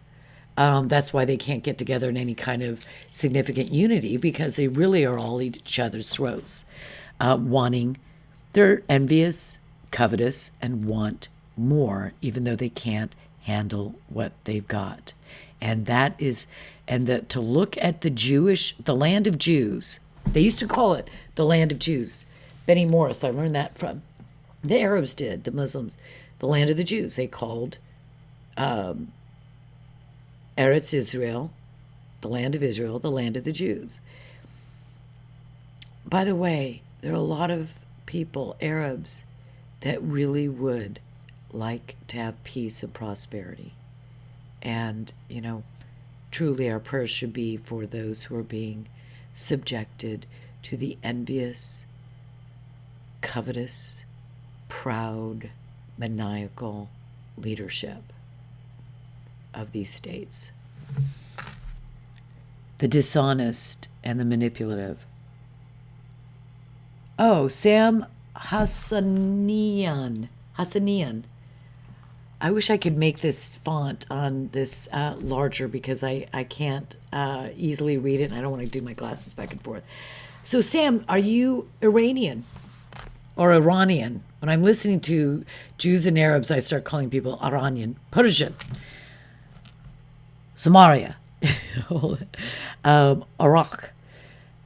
How can the Jews be colonial when they are indigenous? Oh, thank you, Snowstorm, because I was trying to remember to say that. When he said the indigenous people, we used to say when we were kids, gag me with a spoon.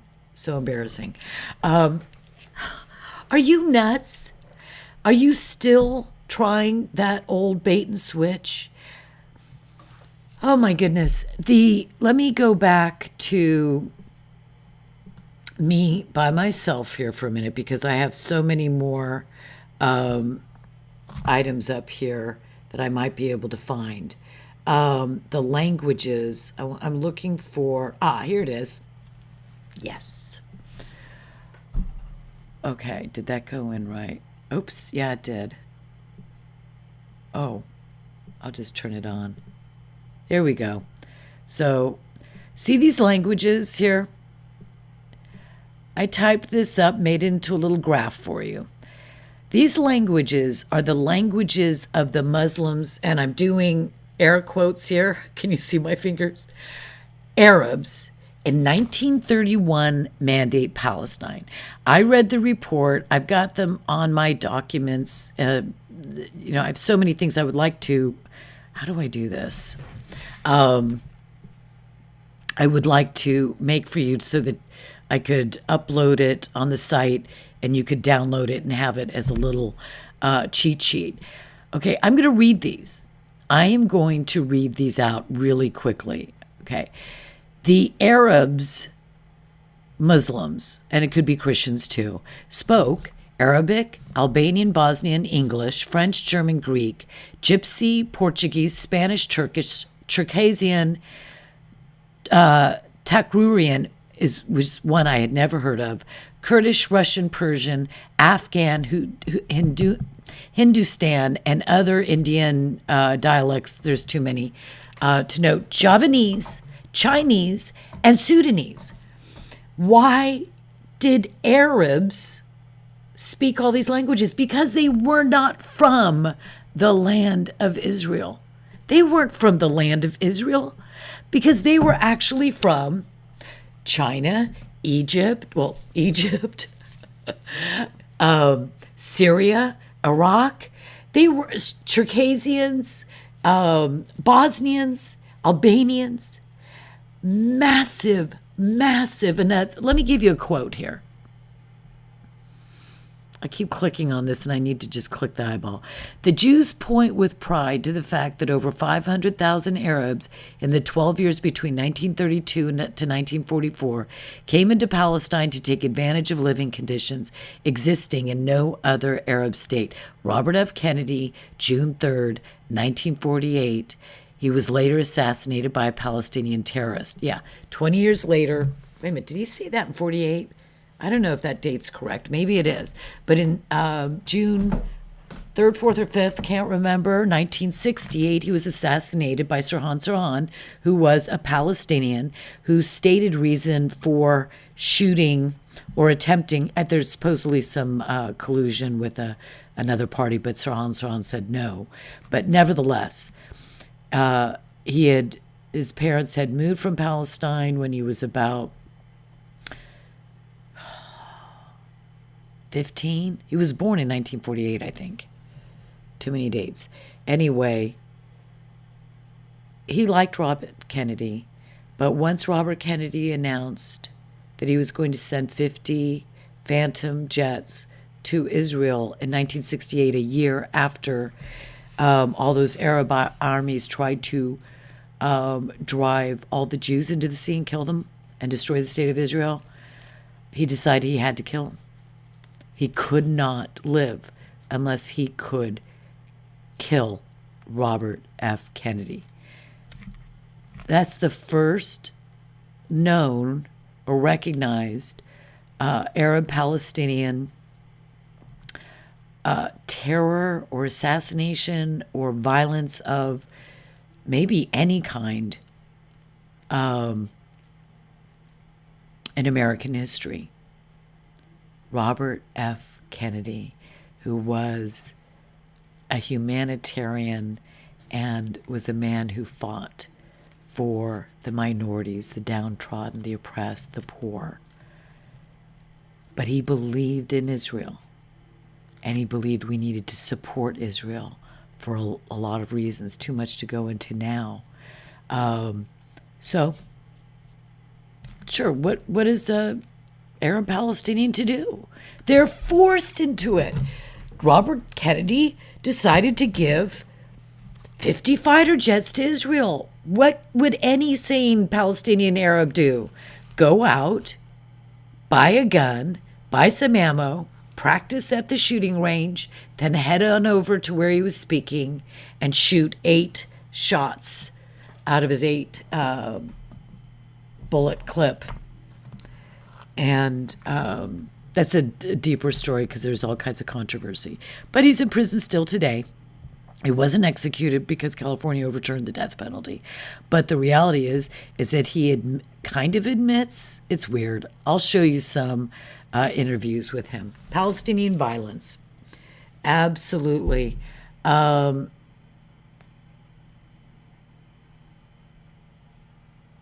Yeah.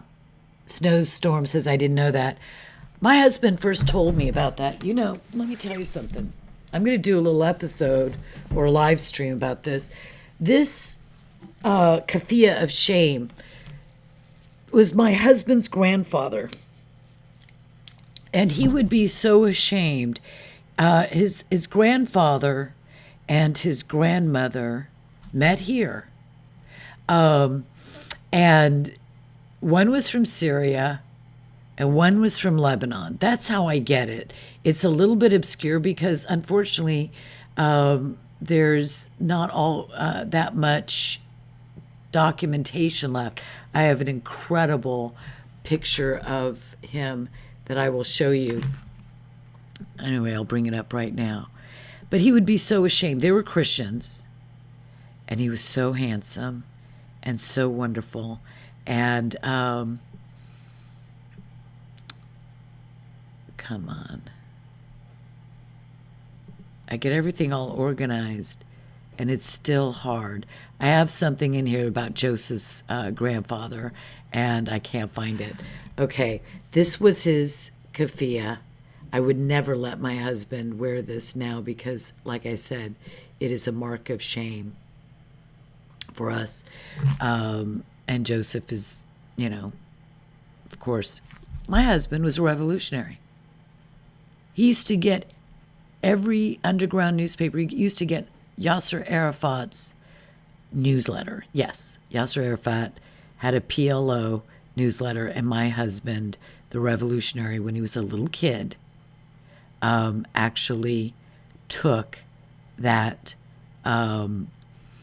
that particular monthly, or I doubt it was a weekly. Anyway, can't find it. So I will show it to you another time. He was drop dead gorgeous, and like my husband. And he wanted to come to America to raise Arabian horses, which he did not end up doing.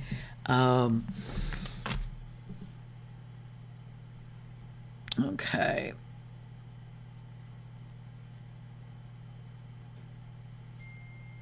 Oh, here it is. I'm going to go ahead and put this puppy up here. That's my husband's grandfather. Hold on, let me see if I can get it to be a little bit. Trying to get it so that it's supposed to. Oh, there we go.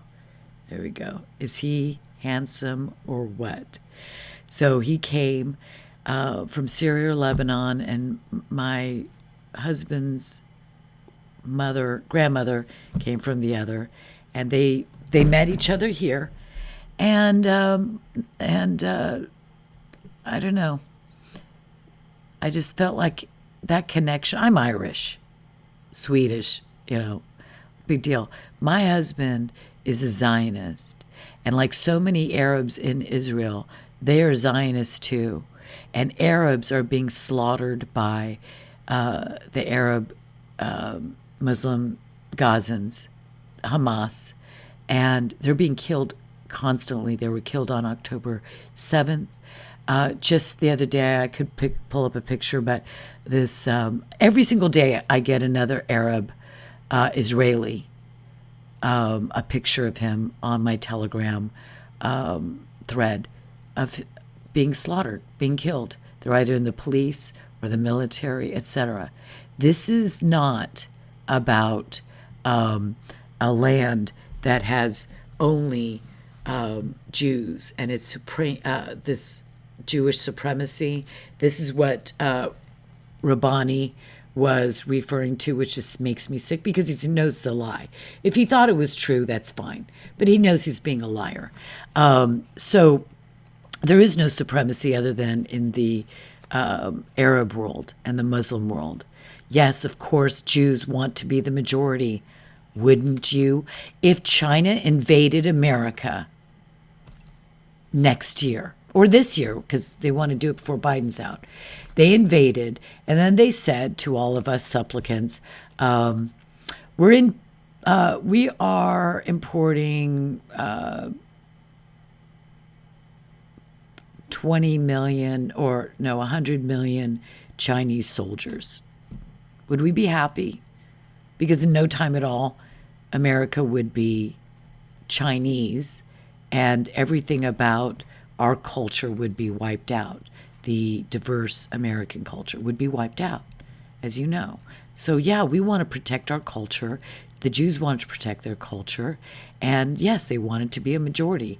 That did not mean that they caused a nakba, which they did not. The so-called, the no nakba is what I actually call it.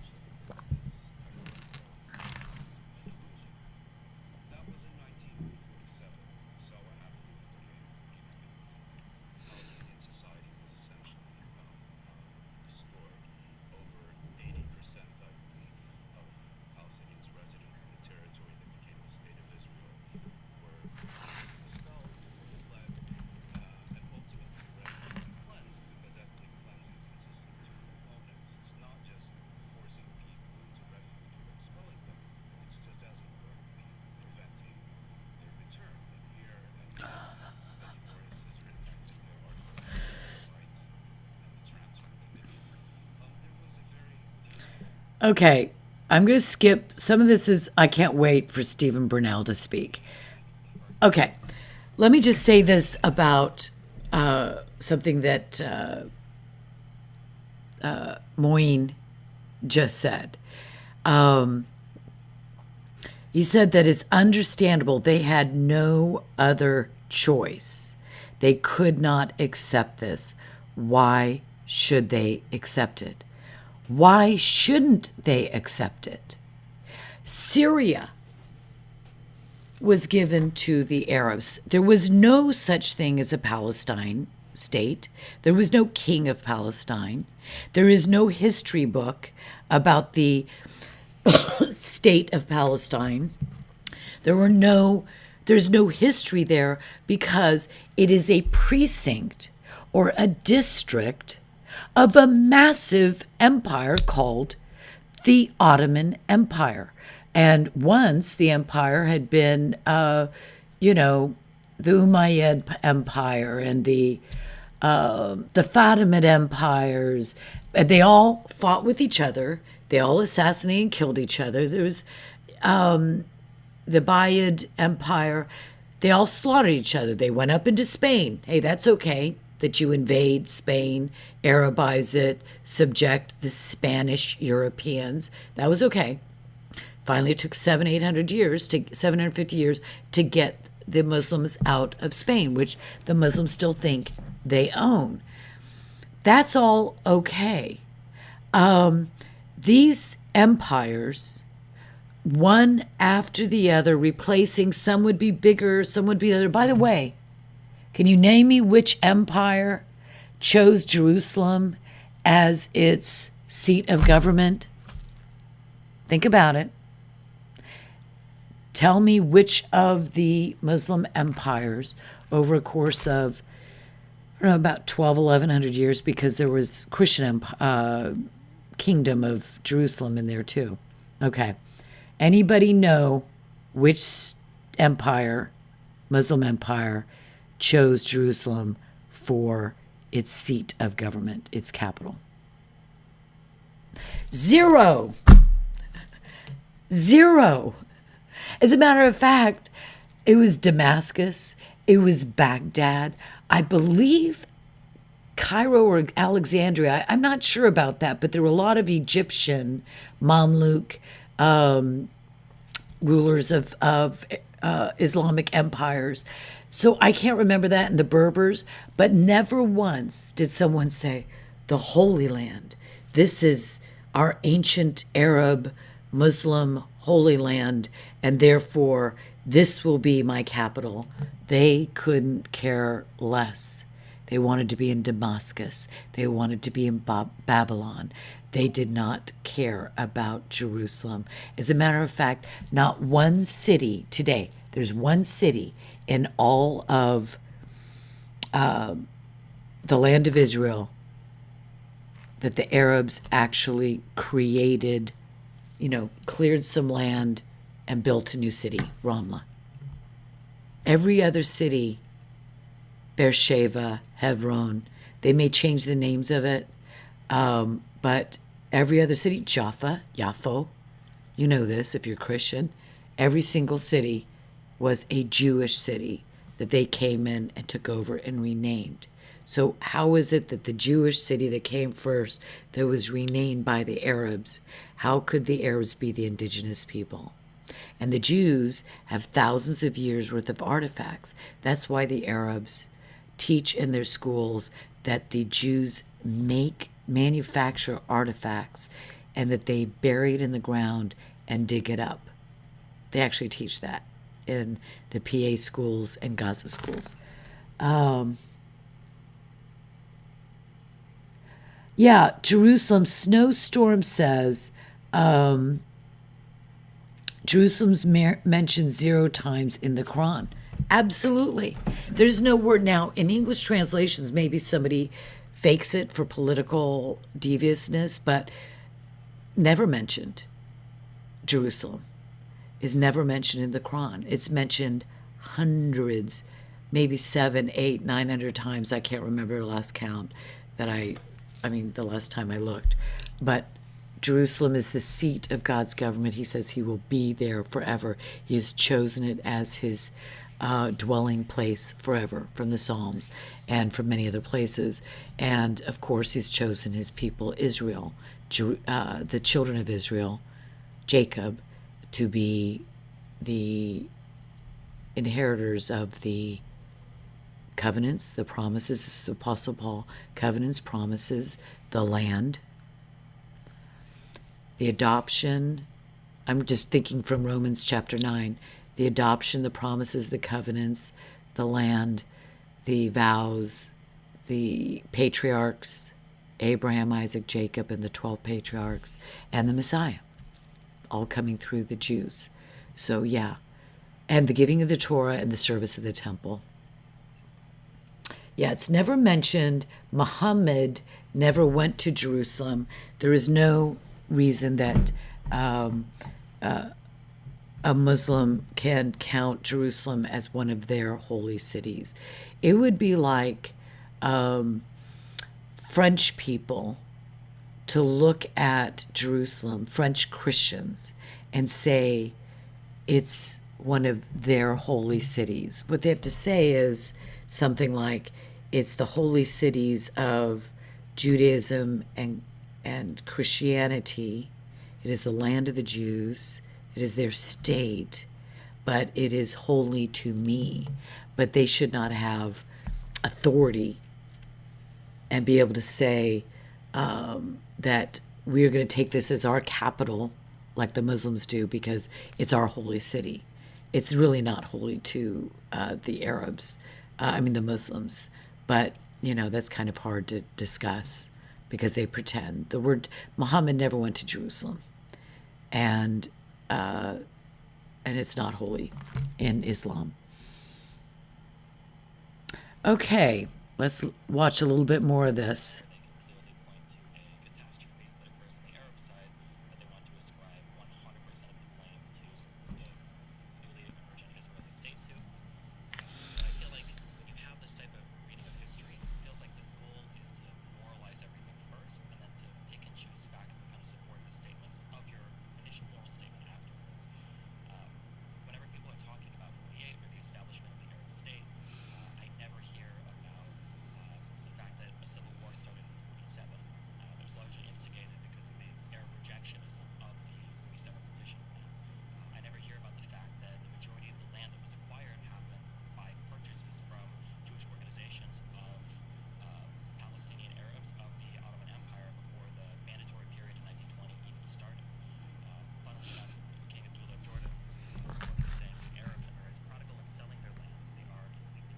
That's right. I never hear about the multiple times that Arabs rejected partition, rejected living with Jews, rejected any sort of state that would have even had any sort of Jewish exclusivity. It's funny because it was brought up before that partition was unfair, and that's why the Arabs rejected it, is that they rejected it because it was unfair, because of the amount of land that Jews were given, and not just due to the fact that Jews were given land at all, as though a 30% partition or a 25% partition would have been accepted. But I don't think that was the reality of the circumstances. I feel like most of the other stuff has been said, but I noticed that whenever people talk about 48 or the years preceding 48, I think the worst thing that happens is there's a cherry picking of the facts where basically all of the blame is ascribed to this built-in idea of Zionism that because of a handful of quotes or because of an ideology, we could say that transfer or population expulsion or basically the mandate of all of these Arabs being kicked off the land was always going to happen, when I think there's a refusal sometimes as well to acknowledge that regardless of the ideas of some of the Zionist leaders, there is a political, social, and military reality on the ground that they're forced to contend with. And unfortunately, the Arabs, because of their inability to engage in diplomacy and only to use tools of war to try to negotiate everything going on in mandatory Palestine, basically always gave the Jews a reason or an excuse to fight and acquire land from that way, because of their refusal to negotiate on anything else, whether it was the partition plan of 47, whether it was the same peace conference afterwards, where Israel even offered to annex Gaza in 51, where they offered to take in 100,000 refugees. Every single deal is just rejected out of hand because the Arabs don't want a Jewish state anywhere in this region of the world. Okay, stop. Firstly, he comes out to debate. the winner of this entire thing, because, Norman got this heavy advantage given to him. Before the debate ever came, you get to make a 5 or 10 minute prepared statement, and you're going to set the tone, the subject of the debate, and which he'll keep on doing throughout the rest of the debate. And then Benny is basically asked, well, do you want to comment about some of the things Norm said? Well, why? Benny should have come out with a full-blown, hard-hitting, and he should have actually been making a point, which is what he never does. Sorry, Benny, you never make a point. You're never persuading or arguing. And if I had one bit of advice to give you, and obviously you are, much more, well, why should I give you advice? It's worth a nickel, right? Maybe not even that much. But I'll put it to you this way. If you want to engage in this, stop just sitting on the fence because you're that kind of academic, which I respect, that always couches everything in qualifying statements. Well, yes, that's true, but you have to remember blah, blah, blah. Then don't do debates, because all you're doing is at the pub throwing back a few beers and eating some peanuts and going at it with your friends, debating, the scores, debating the election, debating the history of Palestine mandate and the land of Israel. This is not a debate, what he did. But Stephen Burnell came out, and he was actually, if this was allowed to, okay, normally you come out with the statements in a debate, and those 4 statements, say they takes up like 40 minutes, that's where you're debating the rest of the time. That's what should have happened. But instead, they're going to be going everywhere. And every time you start to think you're going to get to understand something, Norman or Moeen will take it off in another direction. Oh, and they keep coming back, Norman does, to accuse Benny. He keeps reading the same quote over and over and over and over again that Benny says that's not what it means. Steve Burnell is the winner here because he came out, made significant statements, and I'm not even going to go over them because they were perfect in every way. And he nailed it. The Arabs are in the place that they are today without a state after how many wars, how many thousands dying as terrorists, how many wasted minds, how many wasted futures because of Arab rejectionism. And like he's saying, the bizarre thing, and this is a guy who knew nothing about this before October 7th, and he nailed it. And the grown-ups around the table, he's grown up, of course, but should learn a little bit of something from him. Now, I feel badly. Well, it's only 7:30. I can keep going. Let me see about comments from Snowstorm. I have 10 thumbs up, guys. I'm chugging along here. Only 1 thumbs down. Appreciate that. Snowstorm says, if the British hadn't allowed all the Arab economic migration and the Palestinian population actually had been limited to the Arabs in the Holy Land prior to 1917, Israel could have absorbed them. Hello, Snowstorm. See, this is what I like, is somebody who really knows their stuff. And that's exactly, I keep thinking you're a woman because you've got a cat as your image, but that's exactly the truth. That trying to look at the land, state lands.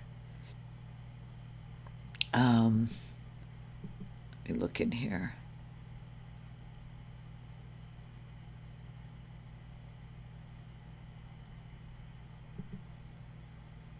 Okay, I will do this.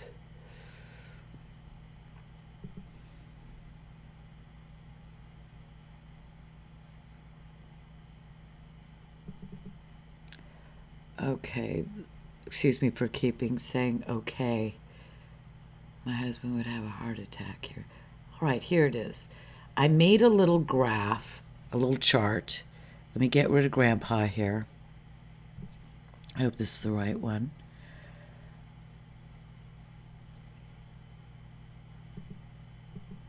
Okay, there it is.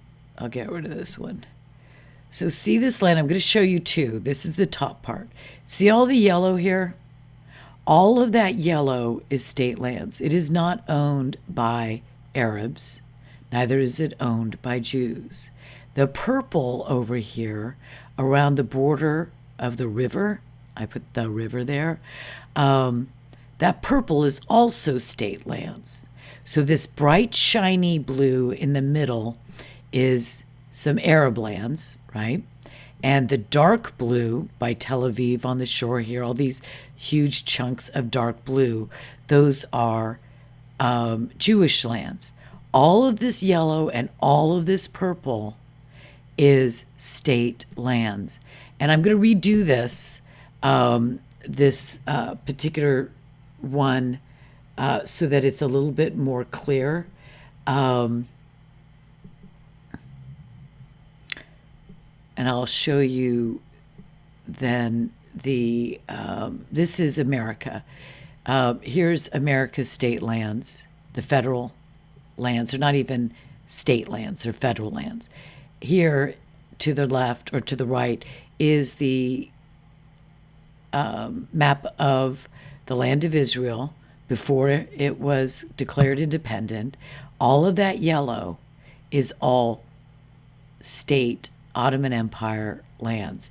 The bright purple, see where Gaza is?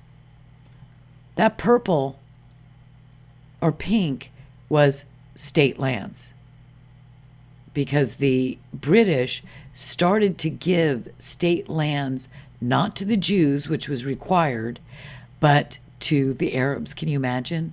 They allowed illegal immigration of the Arabs. They refused to allow Jews to come in. They set up an apartheid racial segregation law that limited Jews to somewhere around, 5-10% of the entire land they could buy property. But Arabs were not allowed to sell to Jews. And the British set this up.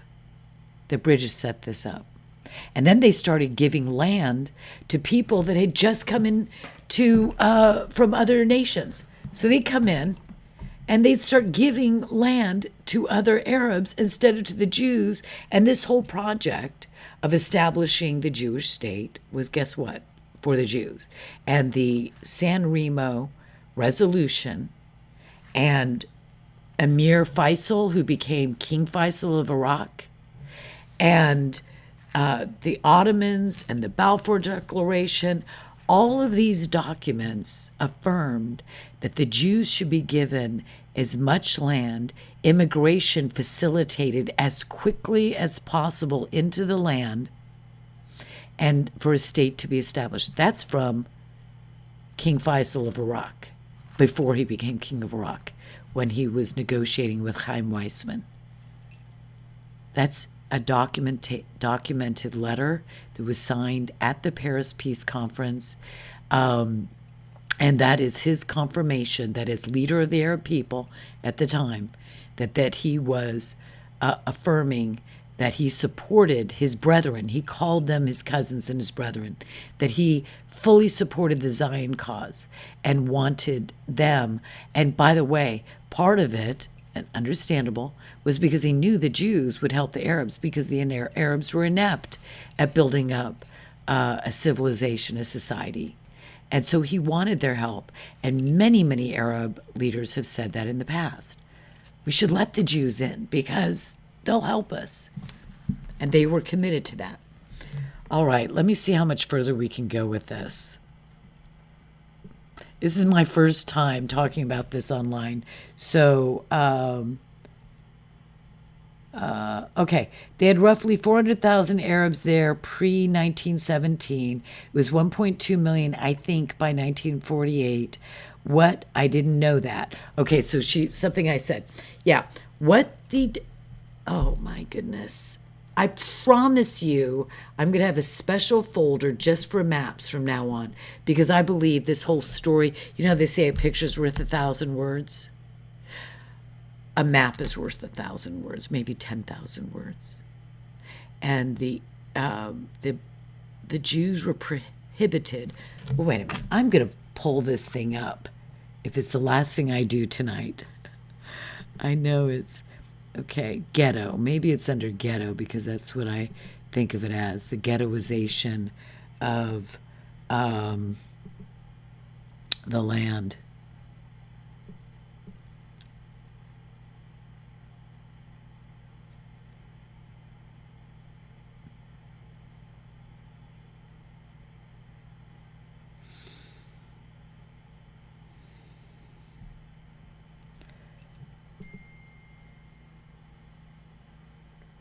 Ghettos. Yeah, I made this map for y'all.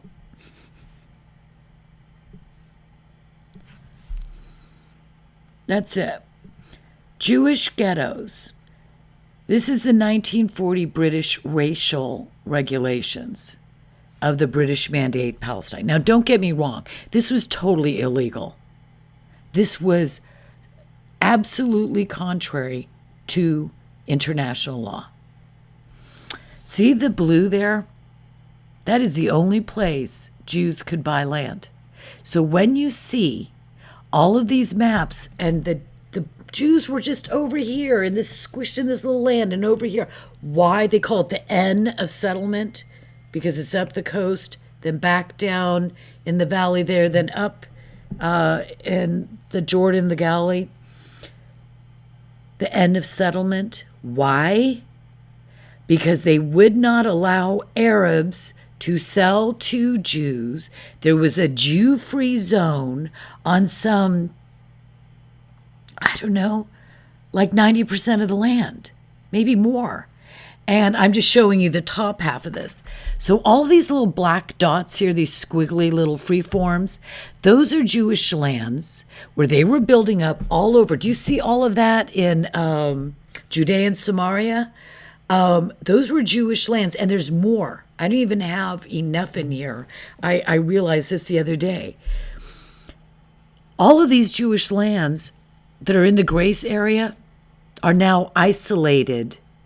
They are now out in the middle of Arab lands, and instead of this land that's by justice and right and law, this is supposed to be the entirety of it. The land of Israel is supposed to be the Jewish state of Israel. If you ever, it takes a while, if you don't understand all of the history, to finally come to the understanding that this land here is not, it's not theirs by sufferance. Their citizenship and their sovereignty is not there by sufferance. It is their right. This was determined. The rest of the Ottoman Empire was giving to Arab Muslims. Unfortunately, the injustice to the Kurds was heartbreaking. The Baluchistans, I have no idea. Nobody ever talks about them. They've been fighting for 7,500 years, probably too. They don't have a land. The Armenians were not given a land after their slaughter. So all of these injustices, the one bright light is that Israel in 1920, 22, was given their state so that all the Jews from around the Middle East and Europe and anywhere could come the one state. The Arabs have 22 to 57 states, depending on what you're looking at. They want the Jews to be a landless, sovereignless, helpless minority among the Arabs. They want them to be dhimmi. And the dhimmi would have to bring the tax and in front of all the people, and he would bring it.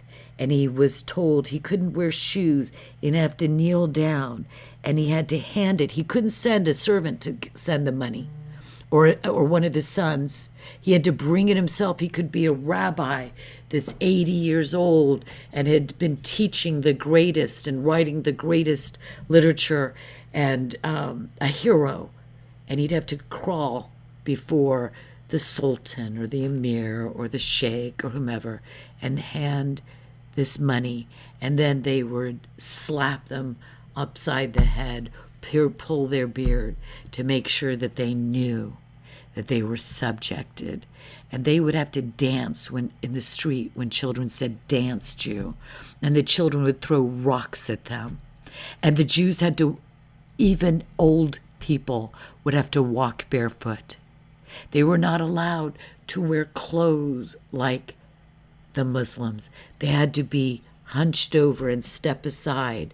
And if an Arab Muslim said, "Dance, Jew, dance," this regal man, by the way, they had to wear clothes like beggars. Why? Because because it was law. You could not dress like a Muslim. But they had to be subservient, be sycophantic. They had to, and these children, like in Yemeni, the reports of people who went to Yemen and saw these Jews down in this area said it was so sickening to see these people because they had no dignity. No, they had become like in a movie, the beaten wife who was just like subservient to a brutal husband who's a rapist and a murderer. That's what the Jews were like, because their very character was being destroyed. Anyway, sorry I got off on that. This also interconnected, but this land was all the gray here. Arabs could buy. By the way, the Arabs wanted to sell. The big landowners like Hashemi al-Husseini, his family, the Husseinis, they sold land in secret, and then they killed others who did it. Other great landowners sold all that land, their lands, or wanted to sell all their lands to the Jews because the Jews were paying, did you know this? 100 times more than what the land was being sold for before they came. In, I don't know, the 20s, 30s, 40s, you could sell land in the Palestine Mandate for an acre, for what they were selling land for in the heart of the luscious, most rich soil in the United States of America in the 1900s. That's how overpriced. They were paying like 100 times amount. And Hashemi al-Husseini told the British, you should, if you cared about them, you wouldn't allow them to sell. Wait a minute. I want to sell my home so I have prosperity, I have money. They were so burdened, were crushed. The stories of how they were crushed with interest.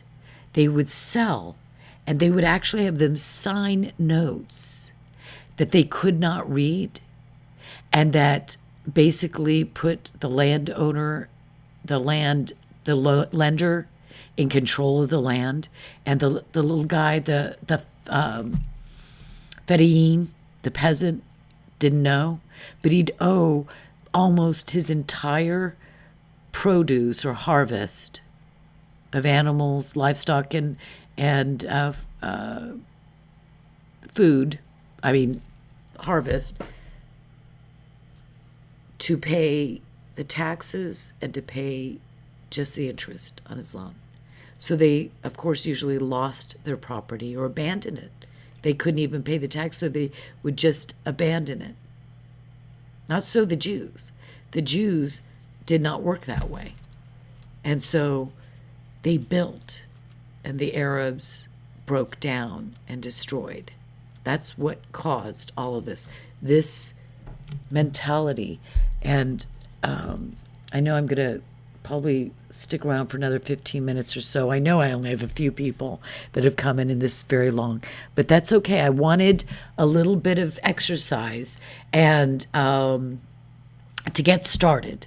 And so I hope you come back And sometimes I'll do short videos, but I'm going to do a lot of long videos that will be more organized, and I'm going to start nailing and walking through, and hopefully I'll have some people like Snowstorm sounds like a great person to have on with me, and I'll be inviting people too to go through these debates. I've also discovered this: if I put it in my QuickTime viewer, I cannot move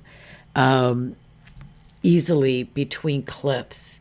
And so that's why I haven't done it as much. So I'll clip them or keep them online and just watch it on YouTube, because then you can have the ability to adjust the movement. And that was a mistake. Whatever. Kill me.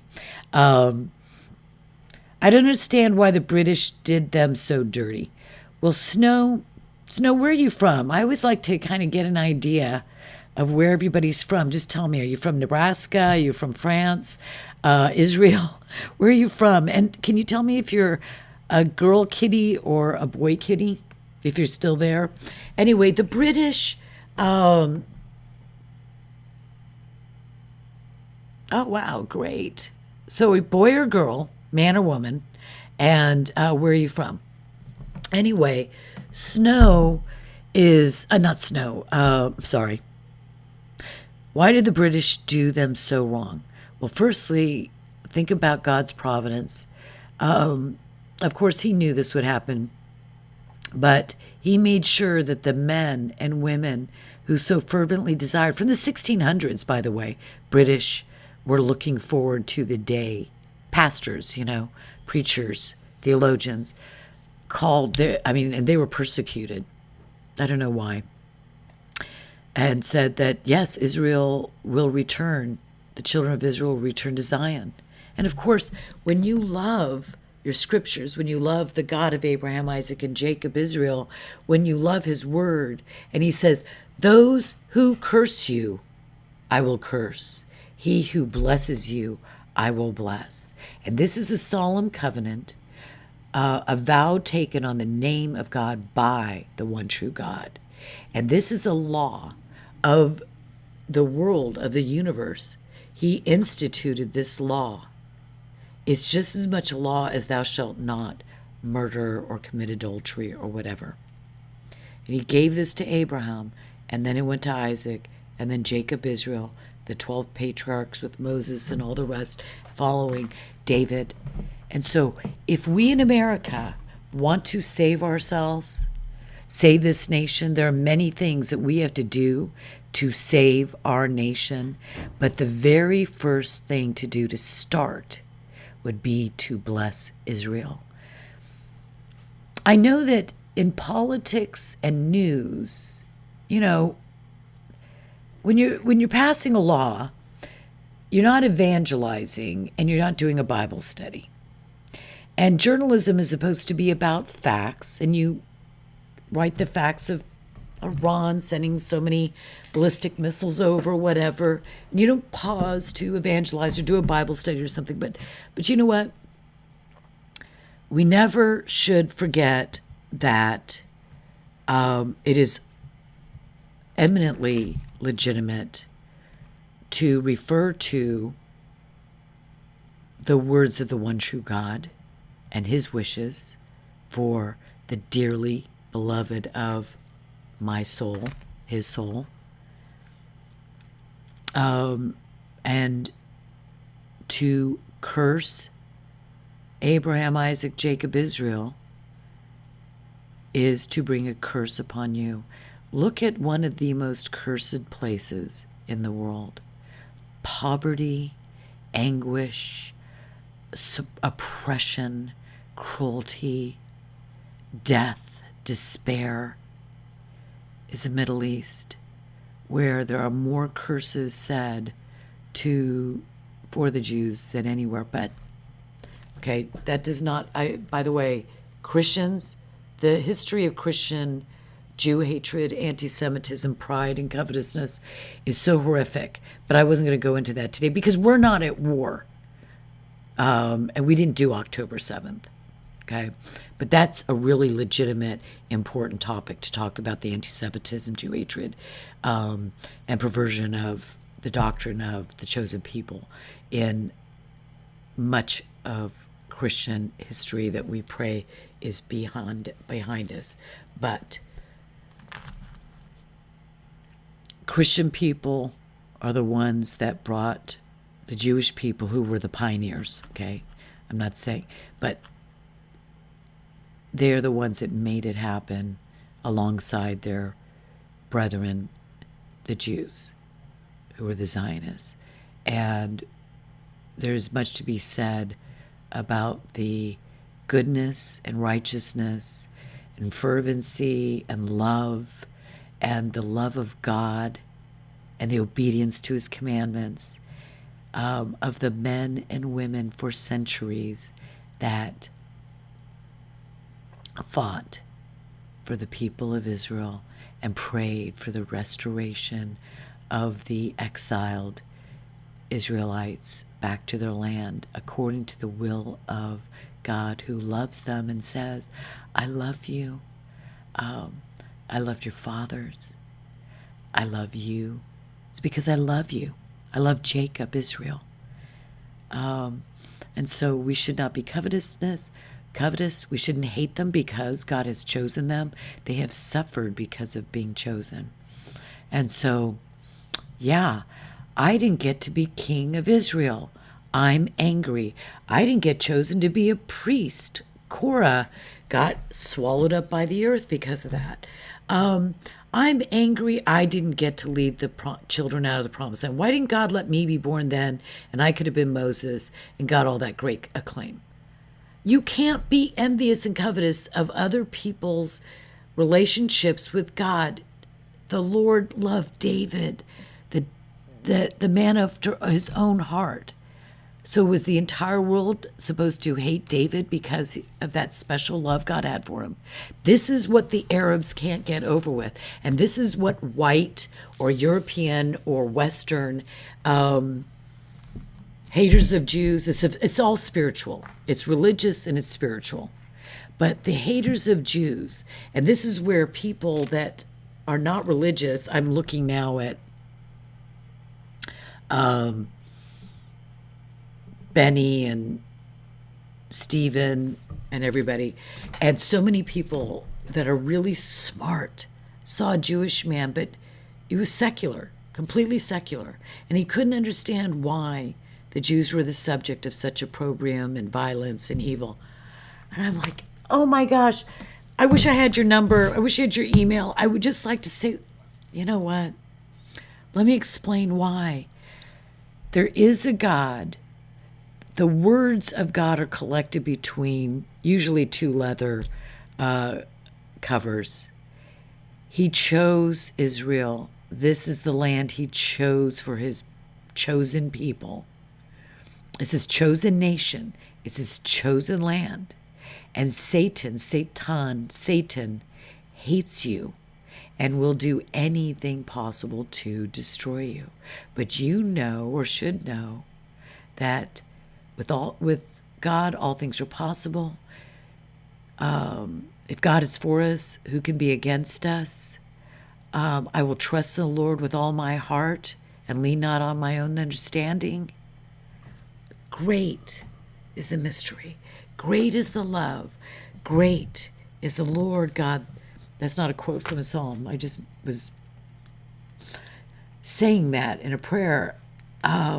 If you only knew the Lord and were, observant, understood the Lord, Yeshua, the Savior, but even if you were just understanding of the scriptures, you would know why people hate you. Who the heck do you think you are? Chosen. That has got to be the most hateful words to many, many Muslims, many, many Christians, many others. Some of the best defenders of Israel now are atheists. Maybe it's because they don't believe the Bible, and Arabs and Christians do. And so they can't hate them because they're chosen, because they don't even believe that they're chosen. Okay, and I could see the snows Storm is agreeing with everything I say, which is so righteous and important. Um, let's see. She says, or he says, I still don't know where you're from. Um,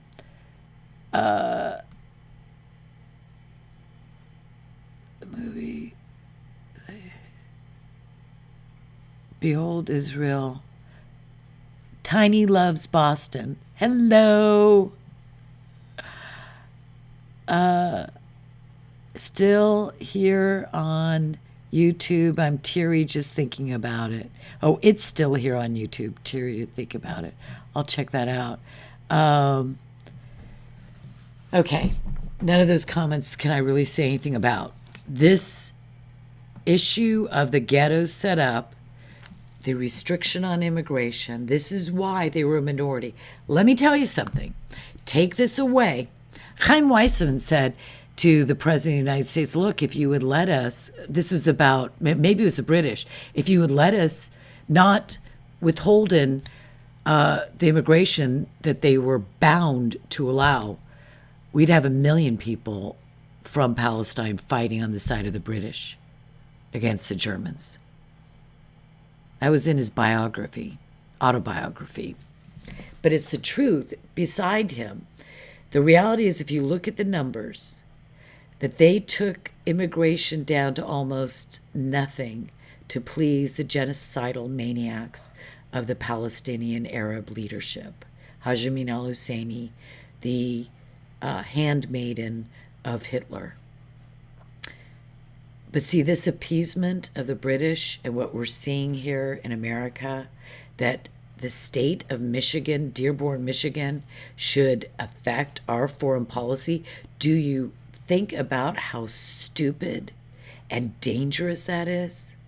So we allow a concentration of Muslims in Dearborn, Michigan, and now, because an election for the presidency might hang on the difference between the number of electors from that state, they start giving up, perhaps, on our core principles, our foundational commitments, our friendships, our allies. No wonder America's not trusted and shouldn't be trusted until we regain the trust of the world, because we have broken so many vows to our best friends. Think of Afghanistan. Used to live by Dearborn. Dearbornistan. Oh, Dearbornistan. We have to really utterly change the immigration from Arab worlds.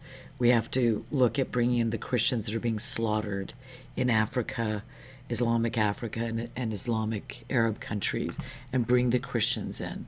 And then we should think about bringing in Muslims and how that affects. It's basically bringing Jew hatred of Western civilization and Sharia law and violence into our culture. And what we have to do is ask, do we allow our culture to be destroyed in the name of our culture? We believe in freedom of religion, freedom of assembly, freedom of speech, and therefore we're afraid to say that Islam is incompatible with our culture and therefore would destroy. Look, if I said to the king or the crown prince of Saudi Arabia, would you allow immigration of 20 million evangelical Christians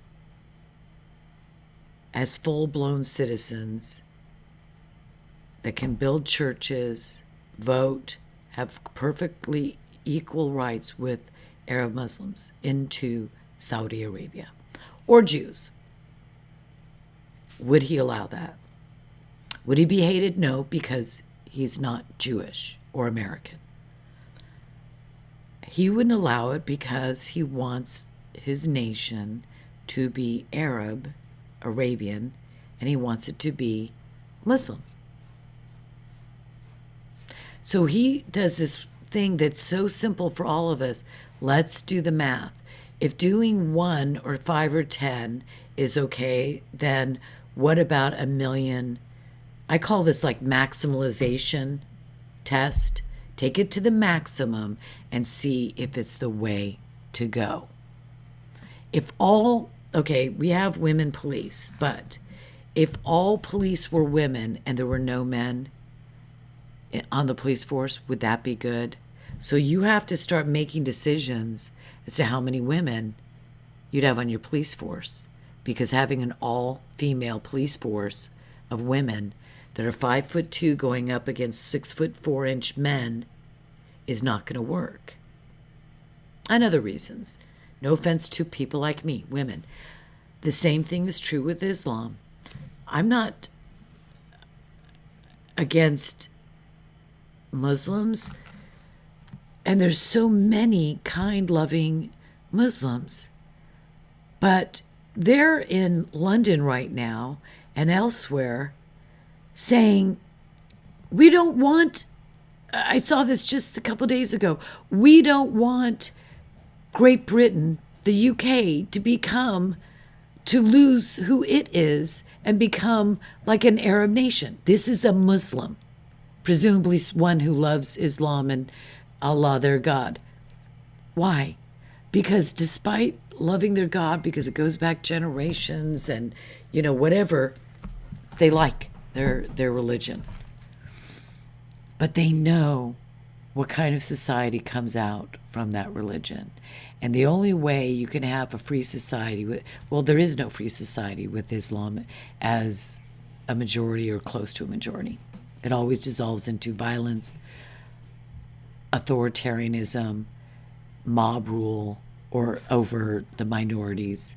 So the point is that they're saying, no, we want that. You know what? The Arabs in Israel want to stay in Israel. They don't want to be part of the Palestine Authority or part of Gaza because they know there's freedom with the Jews.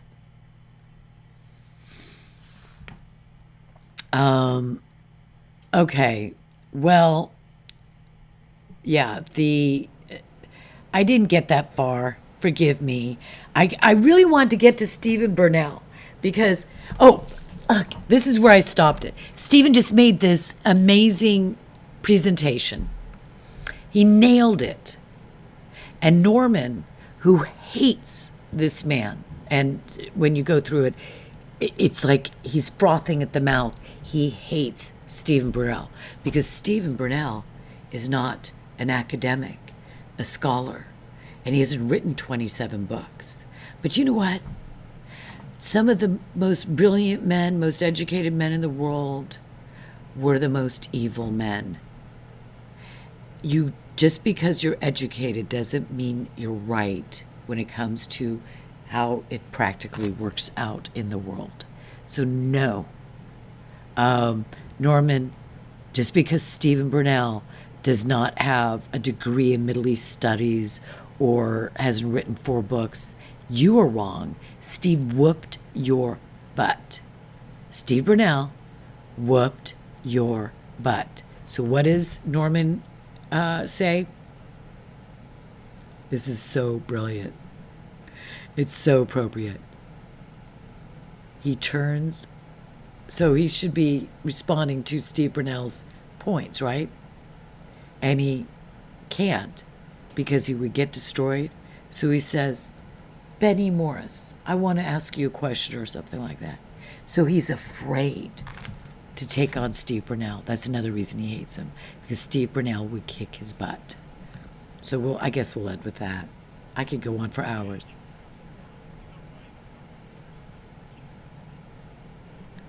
So he goes to, right? See, Norman, not Lex Fridman. Lex made such a terrible mistake here, because what he could have done is said, all right, Moeen and Norman, you ask them a question, and that will take like 5, 6 minutes, even 10 minutes. They'll have all the time to answer. You can interrupt and ask questions, like secondary questions or whatever. And Lex will keep control of it. Then they get to start asking you questions. And then you start asking them questions again. There would have been a point to this. Steve Burnell, Destiny, gave a brilliant breakdown of all the garbage that he sees in as fresh eyes in this debate. These guys are all used to it because they're doing it or part of it. And he pees in his pants and turns to Benny Morris, who he knows he's going to whoop his butt because Benny's just a nice guy sitting there chatting. Anyway, well, look, guys, my email is Elizabeth1 at WND.com. That's for WND, WorldNet Daily. Snowstorm. Why don't you send me your email? And Tiny Love Boston's loves Boston's. Write me and say hi, Elizabeth1, the number 1, at WND.com. And I know I had very few people on here tonight, but I hope you send me your comments and tell me what I could have done. There's so many things that I could have done better, but I'm not going to give up. What I'm going to do is learn from the mistakes I made tonight, and I'm going to start kicking butt at some point. And all of your suggestions and help would really matter. And so let's pray for the peace of Jerusalem. But more than that, that's important. Let's bless Jerusalem and the children of Abraham, Isaac, and Jacob. Let's pray for victory over the forces of darkness and evil that would destroy Israel. I'm kind of praying while I'm saying this. We pray for victory over the enemy.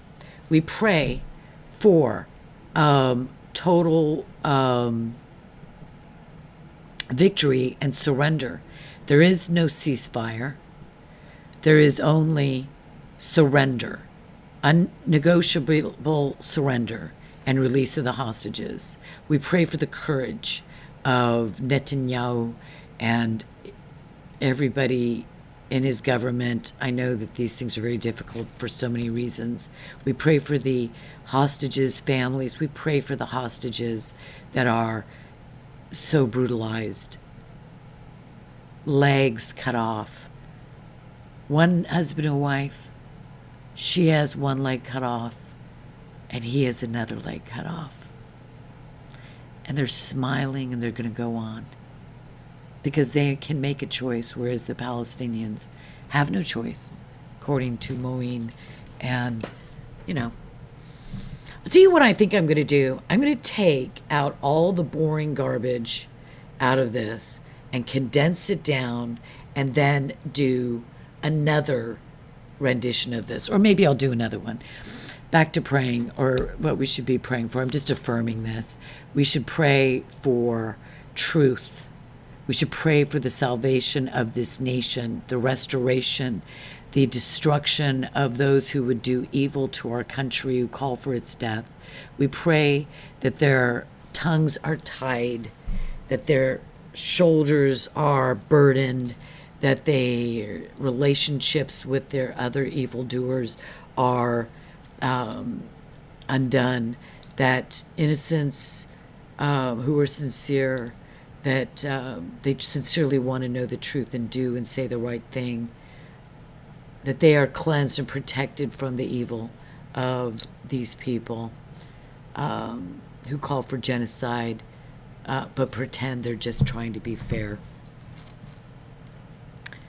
We pray for all of those who are fighting the IDF, all of the intelligence services, the journalists, the lawyers, the heroes that are fighting. They're all part of one family, the children of Israel, and they have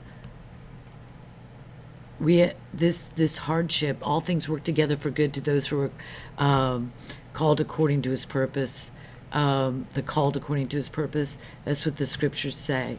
And so this great evil will work out for good. It will. It will work out for good. And we need to pray for that, beseech our Lord for that. And yeah, well, listen, guys, it's been a pleasure with my little friends here. And thank you. Sorry for the problems, but you have a great day. God bless you and keep you. God bless Israel and keep Israel. God, whose eyes are always open, looking at the walls of Jerusalem. Amen and amen. I will see you tomorrow because I'm going to do this every day other than Shabbat. Bye-bye, everybody. Okay, now how do I turn this dang thing off? Okay, finish.